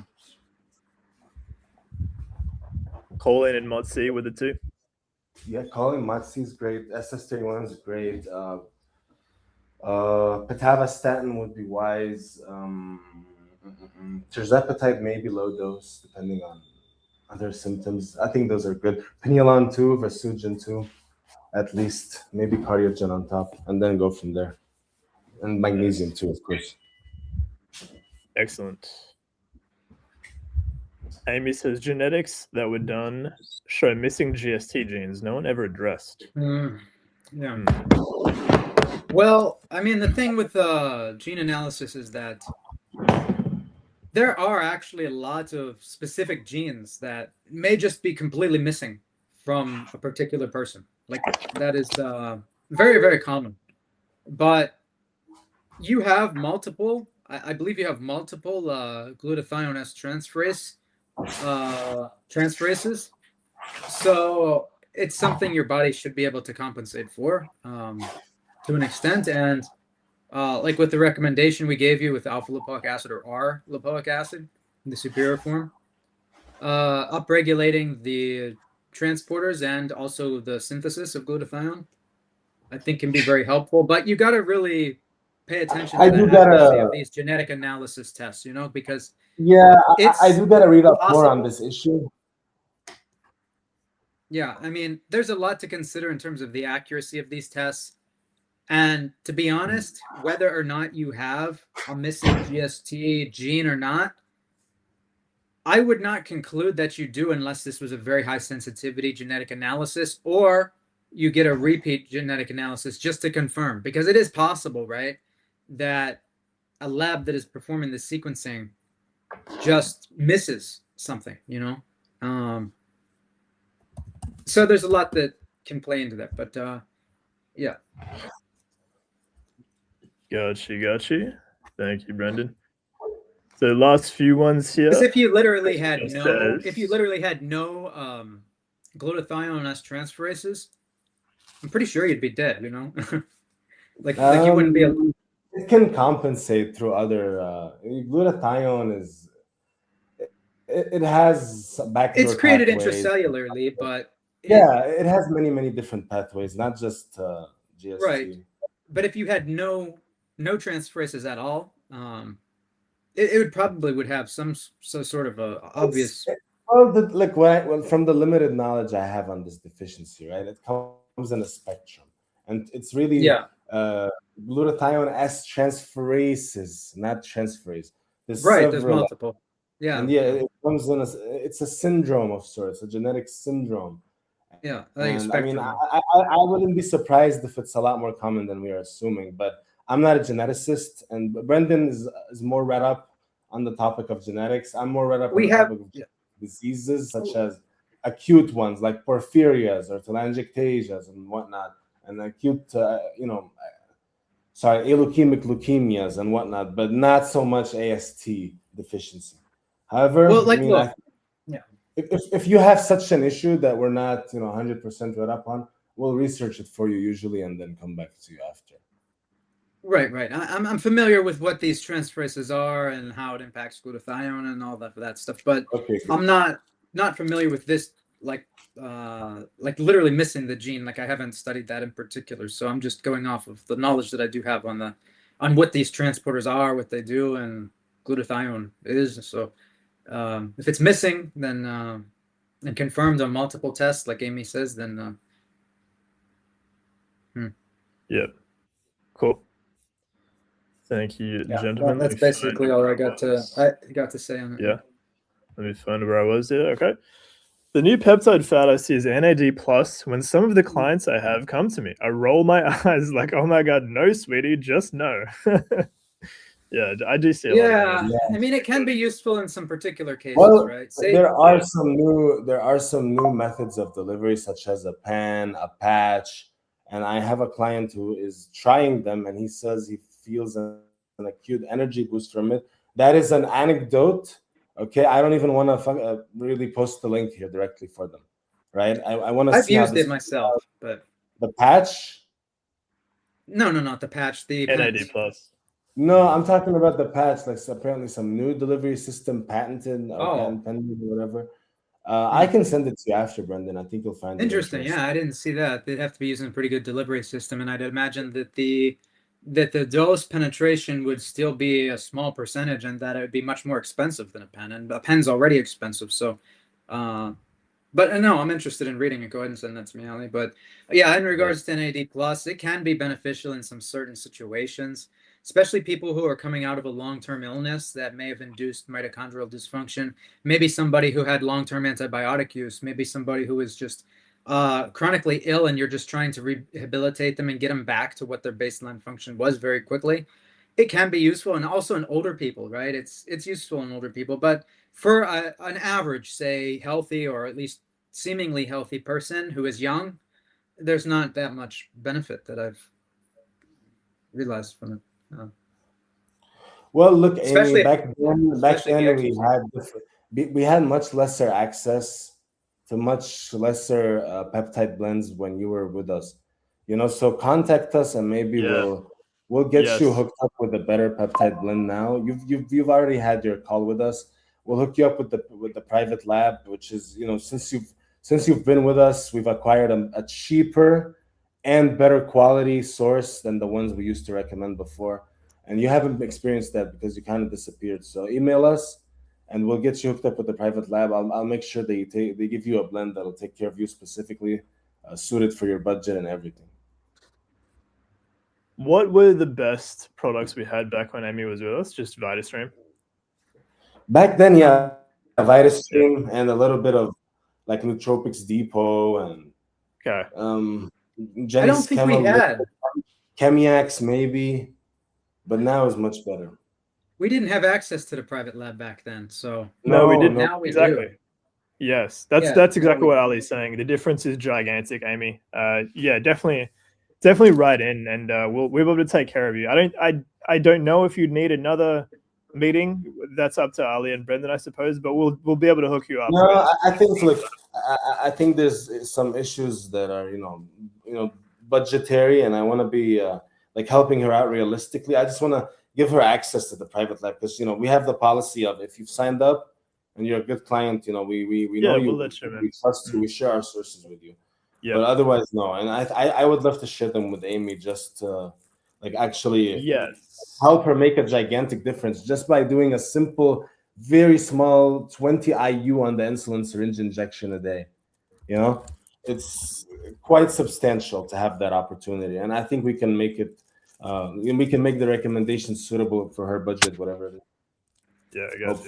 Hopefully. Cool. Okay, Amy, write into our support desk, and we will take care of you. Where was I? Man, there's still a lot. Jeez, you guys go hard. Okay. I apologize. We'll have to skip some of them. Yeah, get the best ones. Maybe we can do next time.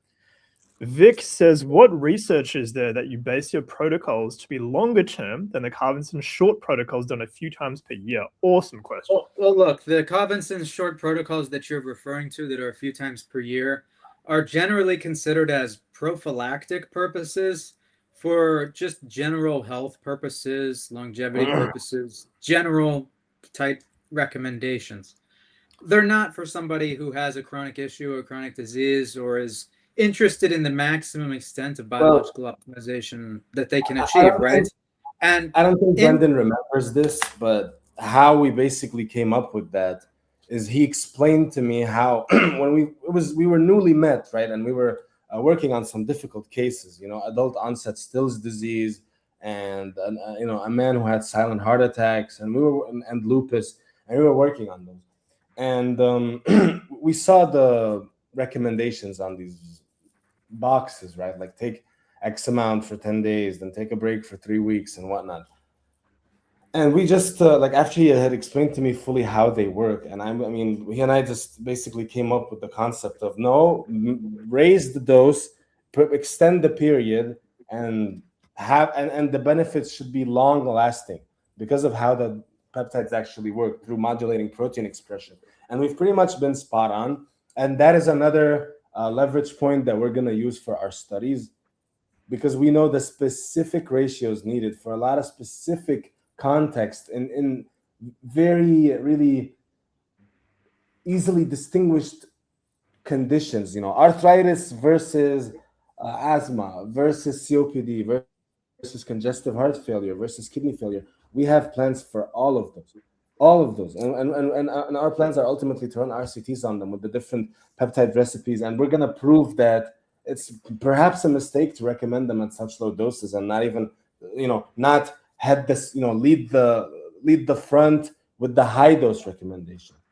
Perhaps we would love to have that be our gift to the bioregulator world, to have this, have this happen because of us. People take higher doses and for longer periods of time and get the benefits for months, years, maybe, after cessation, and then they can read them again. But I know me myself, I've ran some peptides for a very long time, right? 6 months, a year, and I've had the benefits last me 6 years.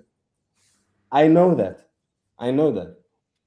So Carvinson has also shown, right, that even short courses of some of these peptides at a moderate dose have been able to help various diseases, right? They have, but to the extent that they have helped, I mean, it was not massive difference in some cases. And what we've seen is that if you have if you just consider you have a disease or a health problem or a condition, and that condition is being exacerbated or caused at least by non-optimal protein expression or gene expressions, and you implement some peptides that can intervene in that domain and help to change that, and you get results. And why would you want to cut that short or not continue to use it to see how much results that you can achieve?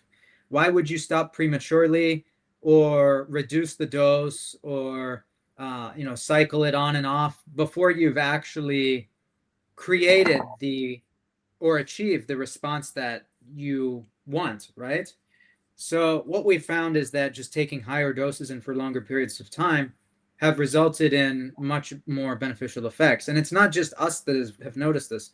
Like, we've talked to Dr. Bill Lawrence, who's continuing Covinson's research in the United States in a human longevity trial.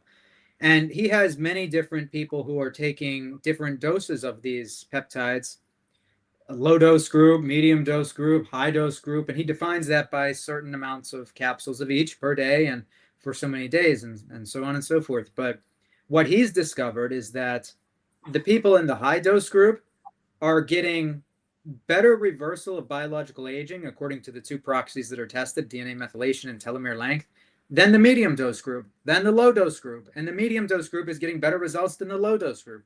So it just makes sense, that higher doses are leading to a better effect. And we've even seen this in some of the Covinson's old literature when he was really studying things such as the pineal gland peptide preparations, epithalamin and thymolin in humans.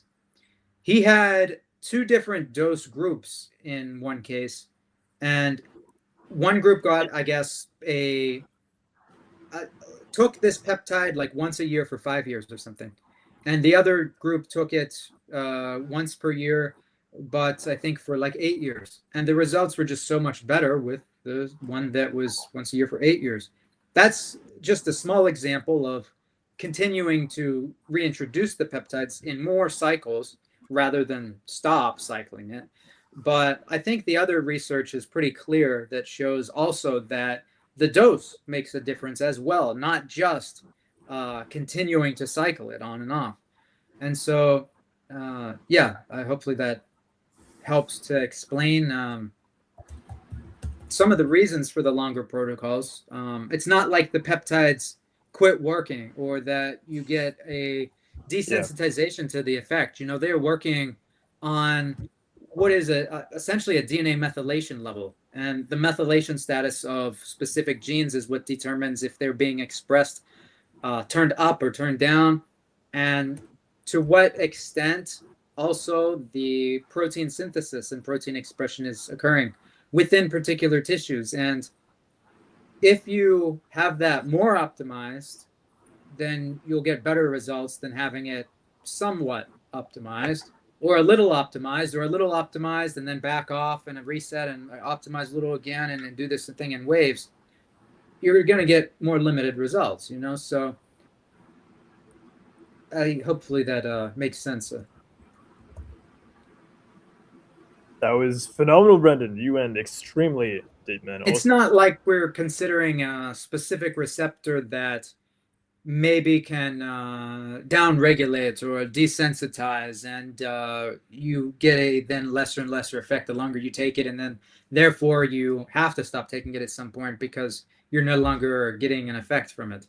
That's not how these peptides work. It's possible that some of the proteins that are produced as a result of the expression of certain genes and the mRNA translations can interact with receptors. Maybe some of the proteins do, and so on. But with the vast majority of receptors that we even consider, they are not ones that are going to down-regulate or desensitize to the point of not getting any more beneficial effects, you know, like even G protein coupled receptors, they can desensitize a little bit. They're very quickly to recover as well. And, you know, all of the data at this point that we have seen in the literature, in Bill Lawrence's trials, in our own clients and in ourselves, shows that just higher doses for longer periods of time is better. You know, I mean, I think it's pretty clear at this point. And when we run our actual research trials, we're going to be running a lot of clinical trials. We're going to be using higher doses of specific Covinson's bioregulators and potentially even some novel bioregulators, newly discovered ones that we discovered. But also we're going to be dosing them for, well, higher doses and longer periods of time than what has normally been done in the older literature. And I'm sure that the results that our trials will showcase are going to be superior than what has previously been studied and speak for themselves. You know, it's a potential new first of its kind cytomax also. And we're aiming to discover a lot more cytogens. And Brenden wants to do a lot of mechanistic studies. I've discussed with everybody here before 3 classes of bioregulators: version 1, version 2, version 3, but I am proposing a version 4. And what this version 4 will contain is the great power of a version 3, which is a naturally derived peptide extract, which contains a large range of unique and diverse peptides. These are the best of version 3, but with taking some specific cytogens that are present within that natural derived complex, synthesizing them separately and adding them in to the complex to boost up their numbers. So a good example of this would be something like, imagine cortexin. It is a brain peptide extract, specifically from the cortex region of the brain. It naturally contains pinealon. It is naturally present in it, but in very small quantities.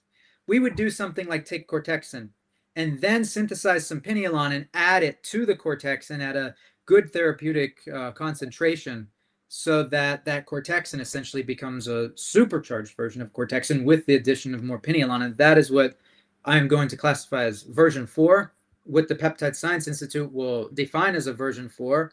And hopefully we will be able to create those sorts of products for you guys in the future. And I'm sure they will be much more beneficial as well. And beautifully answered, Brenden. Beautifully answered. Thank you very much for all of that effort and these plans. This is going to be big. But another thing that I think will be big is, look, Vic, this particular aspect of what you're talking about, I am responsible for making those calculations, right? And I am exploring, right, the idea of potentially flying members to the country where we will be conducting those studies and paying for their stay there as participants of those studies, right? So we're thinking of doing, we're going to explore a lot of different options. It's not going to be in the United States, most likely, those studies, just because of a lot of hurdles and obstacles, unnecessary bureaucracy, and lack of freedom of speech when it comes to medicine there, frankly. We're gonna choose wisely where we run those studies, and it'll be a country, hopefully, where we can fly our members there and, you know, study participants, you know, don't pay to participate, but rather get paid to participate. Hopefully, that's what I'm aiming to do. And so they'll come to us, get paid, and it's a great experiment, one that we know has phase 1 trials on it, phase 1 safety trials, and passed with everything with flying colors. You're going to be doing phase 2 if your illness corresponds with the treatment that we want to experiment with, deploy against a certain background and study the effects of, etc., etc., etc. So you should hopefully, you know, as members, you get first access to that, and yeah, I'll do my best on actually doing the most fruitful one, the most fruitful path forward for anybody who participates in the studies, especially the members. That I promise. I love that. I love that. I'm really glad you said that, Ali, because the private research order is about, like, you know, the stuff we do, the stuff that we're doing at the front, right? We want to make sure that private research order members actually get the best of what we're doing. We want to give you guys the behind the scenes look into what's happening, the research that we're conducting, and the progress that we make. And that would be really awesome, right? And I love everything you laid out there, Ali. And Brenden, your answer for this question about like why do we recommend higher doses and longer, right? That was a beautiful explanation, like Ali said. One thing I want to mention is that we have this long-term vision, and hopefully just kind of summarize the point. But one of the reasons why, essentially, like if I was to like really distill it down, is that obviously these bioregulators are just so fundamental to human health. Like they really are. One of the things we want to do is we want to get society in general to understand just how vital these bioregulators are to human health, right? Like truly vital. And that's why we have the vision of Pinealon in the drinking water, right? Why that's kind of funny, but it's also just true. Like if Pinealon was in the drinking water, you'd be having it daily, right? It's not like you just stop taking it. It's a continual thing. In the same way you get nutrients, right? And you get vitamins. Well, imagine, if these peptides, some of the ones that are most beneficial and stuff, were available to you, not only in just hospitals and pharmacies, but say even convenience stores and everywhere around you, and everybody was consuming them and using them. What sort of effect that would have on humanity as a whole, really, and our ability to accomplish so much more? Because when humans are operating better, more efficiently, having a higher quality of life, maybe a higher level of intelligence, better. They are living longer, they are healthier, then collectively it's going to be better for everybody, because we're going to be able to accomplish more together, and society is just going to function better, and it's just going to be a better world for everybody. So that is ultimately what our vision entails. And I think that what Covinson did is a very, very good start. I am very, very appreciative and respectful of all of his work and such. I just believe that there's so much more untapped potential there, including discoveries of potentially new bioregulators that can be very effective. Because, in Covinson's research, he showed that the vast majority of small chain peptides do not actually penetrate the cell's nucleus and bind to specific regions of DNA. Like they do not work on that level. The majority of small peptides just don't do that. His do, and that's what a bioregulator actually is. That's part of what makes it a bioregulator. And we would love to be able to discover some new bioregulators that are also naturally derived, powerful signaling molecules from nature that are, say, perhaps even better than the ones that Covinson has left us with for specific purposes, intents, and to make those ones then available for people and to further research them and to show the world how powerful they are, and really just take things as far as we can in this direction, And we're looking to also hire real professionals that that have my stamp of approval and then hopefully Brendan's stamp of approval and Dan's stamp of approval. But I'll be primarily also looking to recruit a lot of excellent lab technicians and professionals for these studies, so that we make sure everything is by the book and very clean, and we make sure that measurements are accurate. We make sure that we have a great team on hand.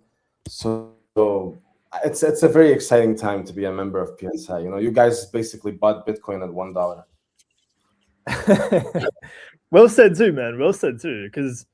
And just to be clear, a lot of the peptides and bioregulators that we're recommending, they haven't had studies like this. They haven't had human clinical trials. Or the stuff that we're going to be doing is a lot of what we believe is going to make peptides and bioregulators truly mainstream. Like this is the scientific research that needs to happen for people to recognize this stuff for what it is. Otherwise, it's just obscure Russian science that like so many people don't take seriously. And so we want to change that. And that's a huge part of what we'll be doing going forward. Yeah. And on that note, and sorry to kind of transition if you guys had more to say on it, but on that note of why we're going to be so busy, it's why this is the time. If you guys want a transformation program from Brenden or Dr. Ali, this is truly the best opportunity you'll get. And I saw that Maria, you joined late. I want to get to as many of you as possible while still making it worth everybody's time and effort. and having enough skin in the game. That's why we've made such a great offer. But I really want to get to as many of you as possible. But there's only one me, Brenden, and we don't rely on any AIs. We don't have any other team that does this. It's really just this limited supply of us, honestly, and we want to get to as many of you as possible. I say that for the third or fourth time. So hopefully we can it's do true. it. We want to pack it because we are going to be insanely busy at the end of the year as the months go by. And so this is the opportunity. Like I said, like Ali's been saying, like Brendan's been saying, this is it. And we're going to be closing down the meeting with the Master Advanced tomorrow night at midnight on Friday. So Maria, you said you joined late. Basically, the special offer here is that not only do you get the meeting with the Master Advanced, which is Transformation Program Light, right? You get the essentially $40,000 plus transformation program in the first session, and then you get 30 days of support, right? That's the normal offer. But if you want to join us like on the live stream, if you want to get in and you really just want to get in for the best offer that you can possibly get, we're adding in another meeting with the master, a momentum session at the end, just to make sure that you finish off that program at the end of 30 days, knowing what to do next, having absolute certainty in what you're going to do going forward. So you know how to continue the momentum, you know how to continue the progress, you know how to calibrate yourself, right? You're not stuck, having to pay another, you don't need to get another transformation program, basically. That'll get you off on the, it'll get you going. And that's something that normally a meeting with the master is $1,500, right? It's an hour, $1,500.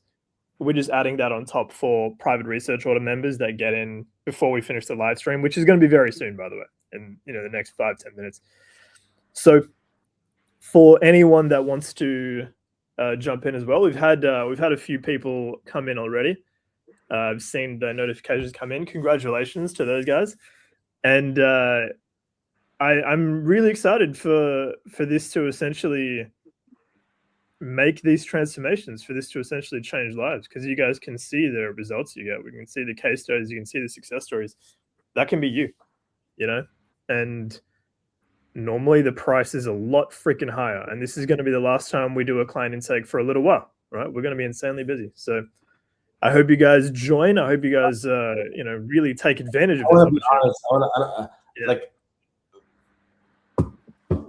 It's really sporadic. We don't know when all of the study stuff will kick on, right? Just to be there's a lot, because that's only one part of it, right? The studies are like one part of, like, we have so many things happening right now. There's so many other objectives and initiatives that we have going on at PSI that we really just touched on the very surface, and really we're going to be like swamped here. So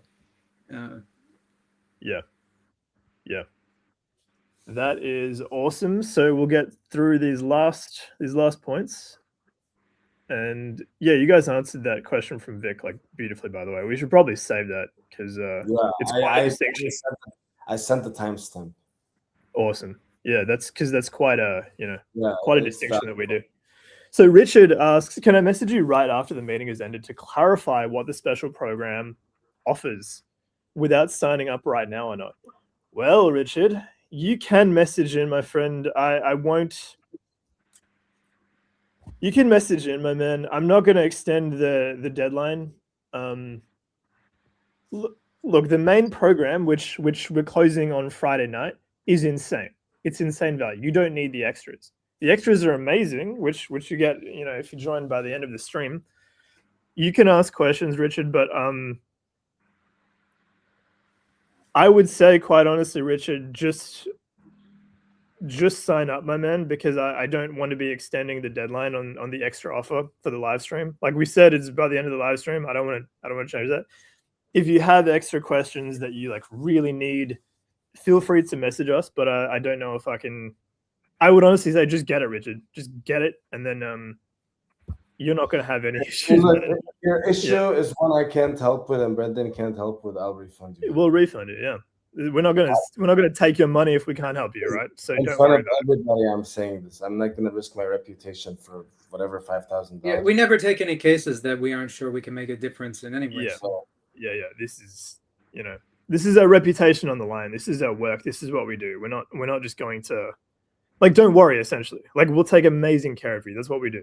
And so I would say, honestly, just get in, Richard. Any questions we'll answer afterwards, but don't miss out on the extra. The extra is insanely valuable. I think it'll be silly to miss it. Simone says, thanks, Brenden, for that answer. That was precise. I appreciate all three of you. Absolutely, Ryan. There's some more questions. I will see. Our meeting with Dr. Ali built a plan that is not needed constant revision. Great to read, Robert. That's I appreciate everybody here, by the way, sticking around, staying active, watching through all of this. It's quite complicated. You know, there's a lot of information here. But you know, the layman's version is there's a lot of awesome discoveries that are going to be brought into the light, and a lot of good is going to be done in the world through peptides, which is an angle of real philanthropy that I haven't seen being done adequately. And I mean, healthcare, there's a lot of money being pumped into healthcare, and you know, they create a lot of sick people and dead people from wars, and you know, it's unfortunate. We're gonna actually extend lives, not pretend to. And you know, you guys will see the ripple effects of that. We'll have our studies published on the website of the company. It'll be registered hopefully officially as a nonprofit if all goes well. And yeah, I think I don't think that's medical jargon. I think that's pretty straightforward. And we have like Brenden was saying as well, we got a lot of initiatives going on, a lot of things we're bringing together, and we are like, it might seem a little crazy that you know, our YouTube channel, just these three dudes, you know, what we're doing and the stuff that's happening, but it's insane. I assure you, it's insane. And we've got some incredible people that we've connected with that are helping us out on this mission. It really is like, this is a mission, this is a vision, this is something we're progressing forward relentlessly. Yeah. Brenden and I are bringing in a decade and a half worth of biological research into the game, and young blood too. A lot of fresh lenses on topics that have been unchanged for decades, and we're refining the methods, and we're making it just reachable for many people, and you know, more affordable than conventional healthcare, and in the cases that we do take, infinitely more effective. In the cases that we do, way better. Yeah. If you get into a car crash and you have shattered bones, please go to a hospital. Don't come to me. Okay? I'm not gonna do anything for you online. Maybe after I'll help you recover, sure, but don't come to me. Go to the hospital if you have several shattered ribs and you need surgery and you have a collapsed lung, right? But in the cases that we do take, we cost infinitely less, and we really pay off infinitely more. That's just the fact from what I've seen. You know, Ali, I was just thinking of the one guy that actually did go to you, who was in a bicycle crash and had like a broken spine, a broken foot, many broken bones throughout the body. He did go to the hospital first. He actually worked at the hospital. Hospital didn't help him. He went to other doctors and other hospitals. They didn't help him. And it was like 6 months later, the guy's still in the same critical shape, basically. So he came to you. And then like we really got him on the right trajectory after that. But it was an interesting case. Yeah. What I found is that the people that come to us, it's usually because they haven't been able to get a proper result from normal methods, right? Like they've tried mainstream approaches and it just doesn't work. They've tried other people, big followings, you know, other doctors and stuff, and it just hasn't worked. They don't know what's wrong. They don't know how to fix it. And essentially, when they come to us, they seem to inevitably get fixed. The track record is insane, and I really mean that. Like, it's ridiculous how many people we've helped, and I cannot think of anyone that we haven't helped. Like, I'm serious. I cannot think of a single person that we haven't made a massive positive impact in their lives. It's crazy to me, the track record that we have. Well, to be fair, Amy was, you know, early on her trajectory, and she got hit with the natural disaster of a flood. You know, so there are these. You know, it takes a literal natural disaster for us to not be able to set the person on a trajectory. Basically, that's my guess. And I may be wrong, Ali. My guess is we probably still helped Amy a decent amount. Yes, I may be wrong. We're gonna aid her more, hopefully. Yeah. There's still more to go. Exactly. Great stuff. Richard says, "Can you explain the master program?" I absolutely can, Richard. Like I said, feel free to message and just jump in, Richard, quite honestly, and I'll I'll help you out with whatever you need in regards to questions, and so will Brenden. Yeah, So will I'm Ali. here. I'm Yeah, here for we'll it. take great care of you, man. Christopher has a lot of comments. Good, I agree. Even if it does everything it says, just does not equate to something I need for the price points. Hell yeah, Pinealon alone. Yeah, absolutely. It's black magic and beats the socks off FLRG. Yes.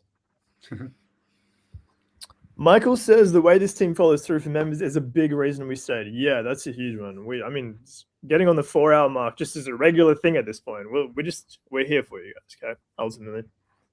Maria, hopefully you've been caught up.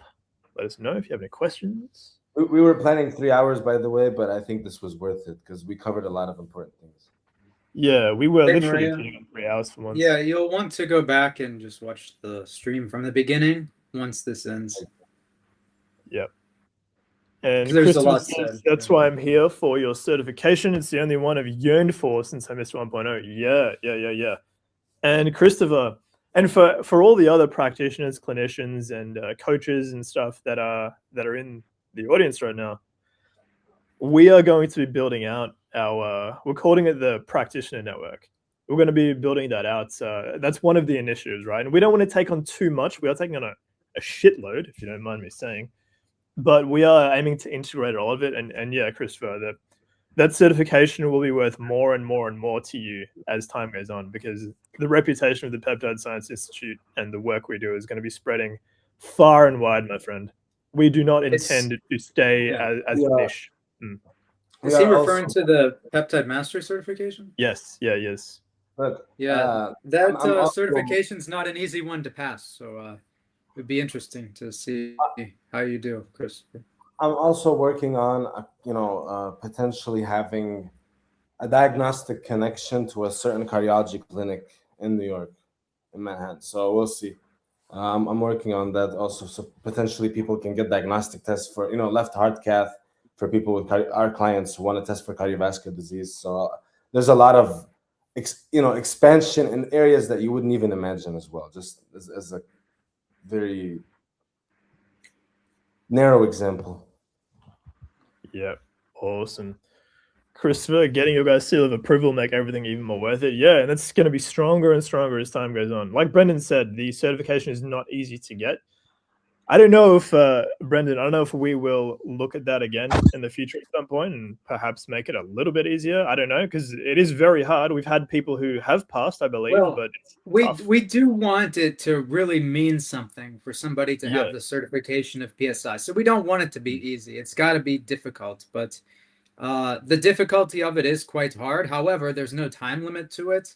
You can go back through all of the entire course material, our videos, and then come back to the questions and answer them once you are certain. So if you just take your time with it and go through, it will not only be a great learning opportunity, but you should be able to pass it just fine. It just might take you some time. Yeah, but that's why, I think you probably just said this, Brenden, but that's why it's basically open book, right? You can just go back through it and everything. Yes. Cool. Kevin asks, do we sign up in the expert help section?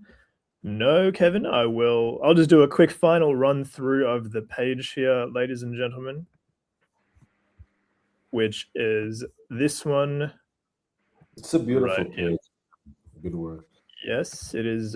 Thank you. And Ali, I believe you. Jared, you're saying I'm trying to pay but having trouble getting the payment. I feel like some people have been saying that, but then other people have been getting through just fine. So I hope we don't have payment processor issues. That is the link. So Kevin, mwma.peptidescienceinstitute.com. That is what this page is all about. I'll be sending more emails today, tomorrow, and SMSs about this. Anyone who's on the stream that gets in, we'll give you a little bit of leeway, okay? So if you can't pay like right now, it's okay. By the end of the day, I'm totally okay with that. Brenden, Ali, if you guys are okay with that, we'll let it be the end of the day for the special, the extra fine, with the master session. Ideally, if you guys can also, check if you can explore other payment methods potentially if that one doesn't work.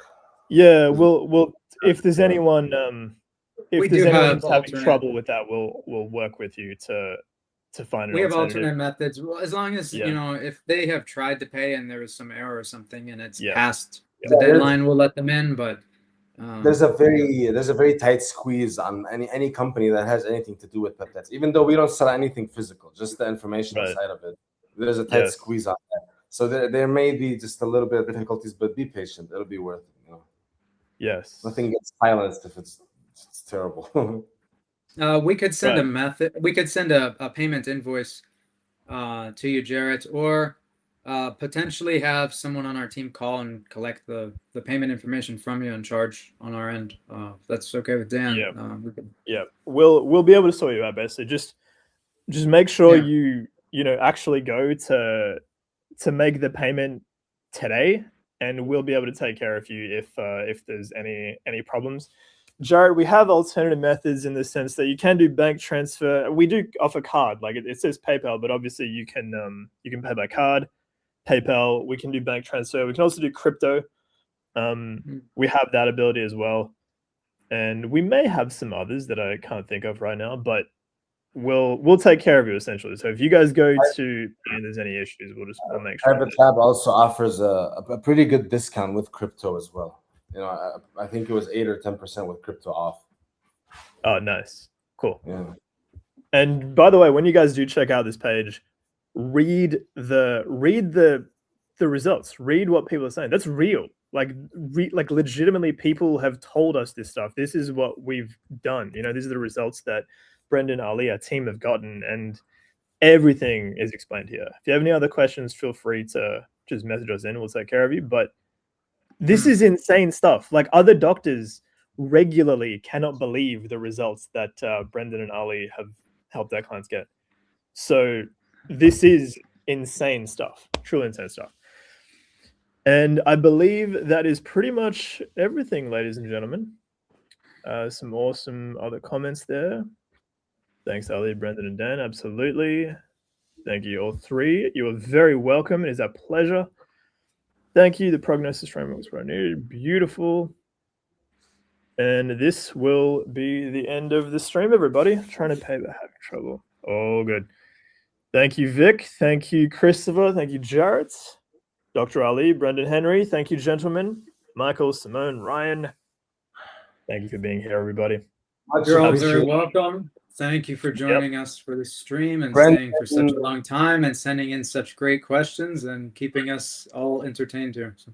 Yeah, Brenden and you guys did phenomenally. Thank you for thank you, sir. Yes, I much appreciate it. And the audience for sticking around and everything. And I can't wait to have some of you sign up. We'll get you started on the most optimal path forward. Much appreciation to everybody here. Thank you. Yep, much appreciation to everybody. Much appreciation to everyone that has already signed up for the Meeting with the Master events. Congratulations. And we will be hopefully seeing your testimonial and your success story on future pages of ours. And we can tell the world. They'll all get very good results. They'll be very happy and satisfied. Absolutely. You get to experience it for yourself.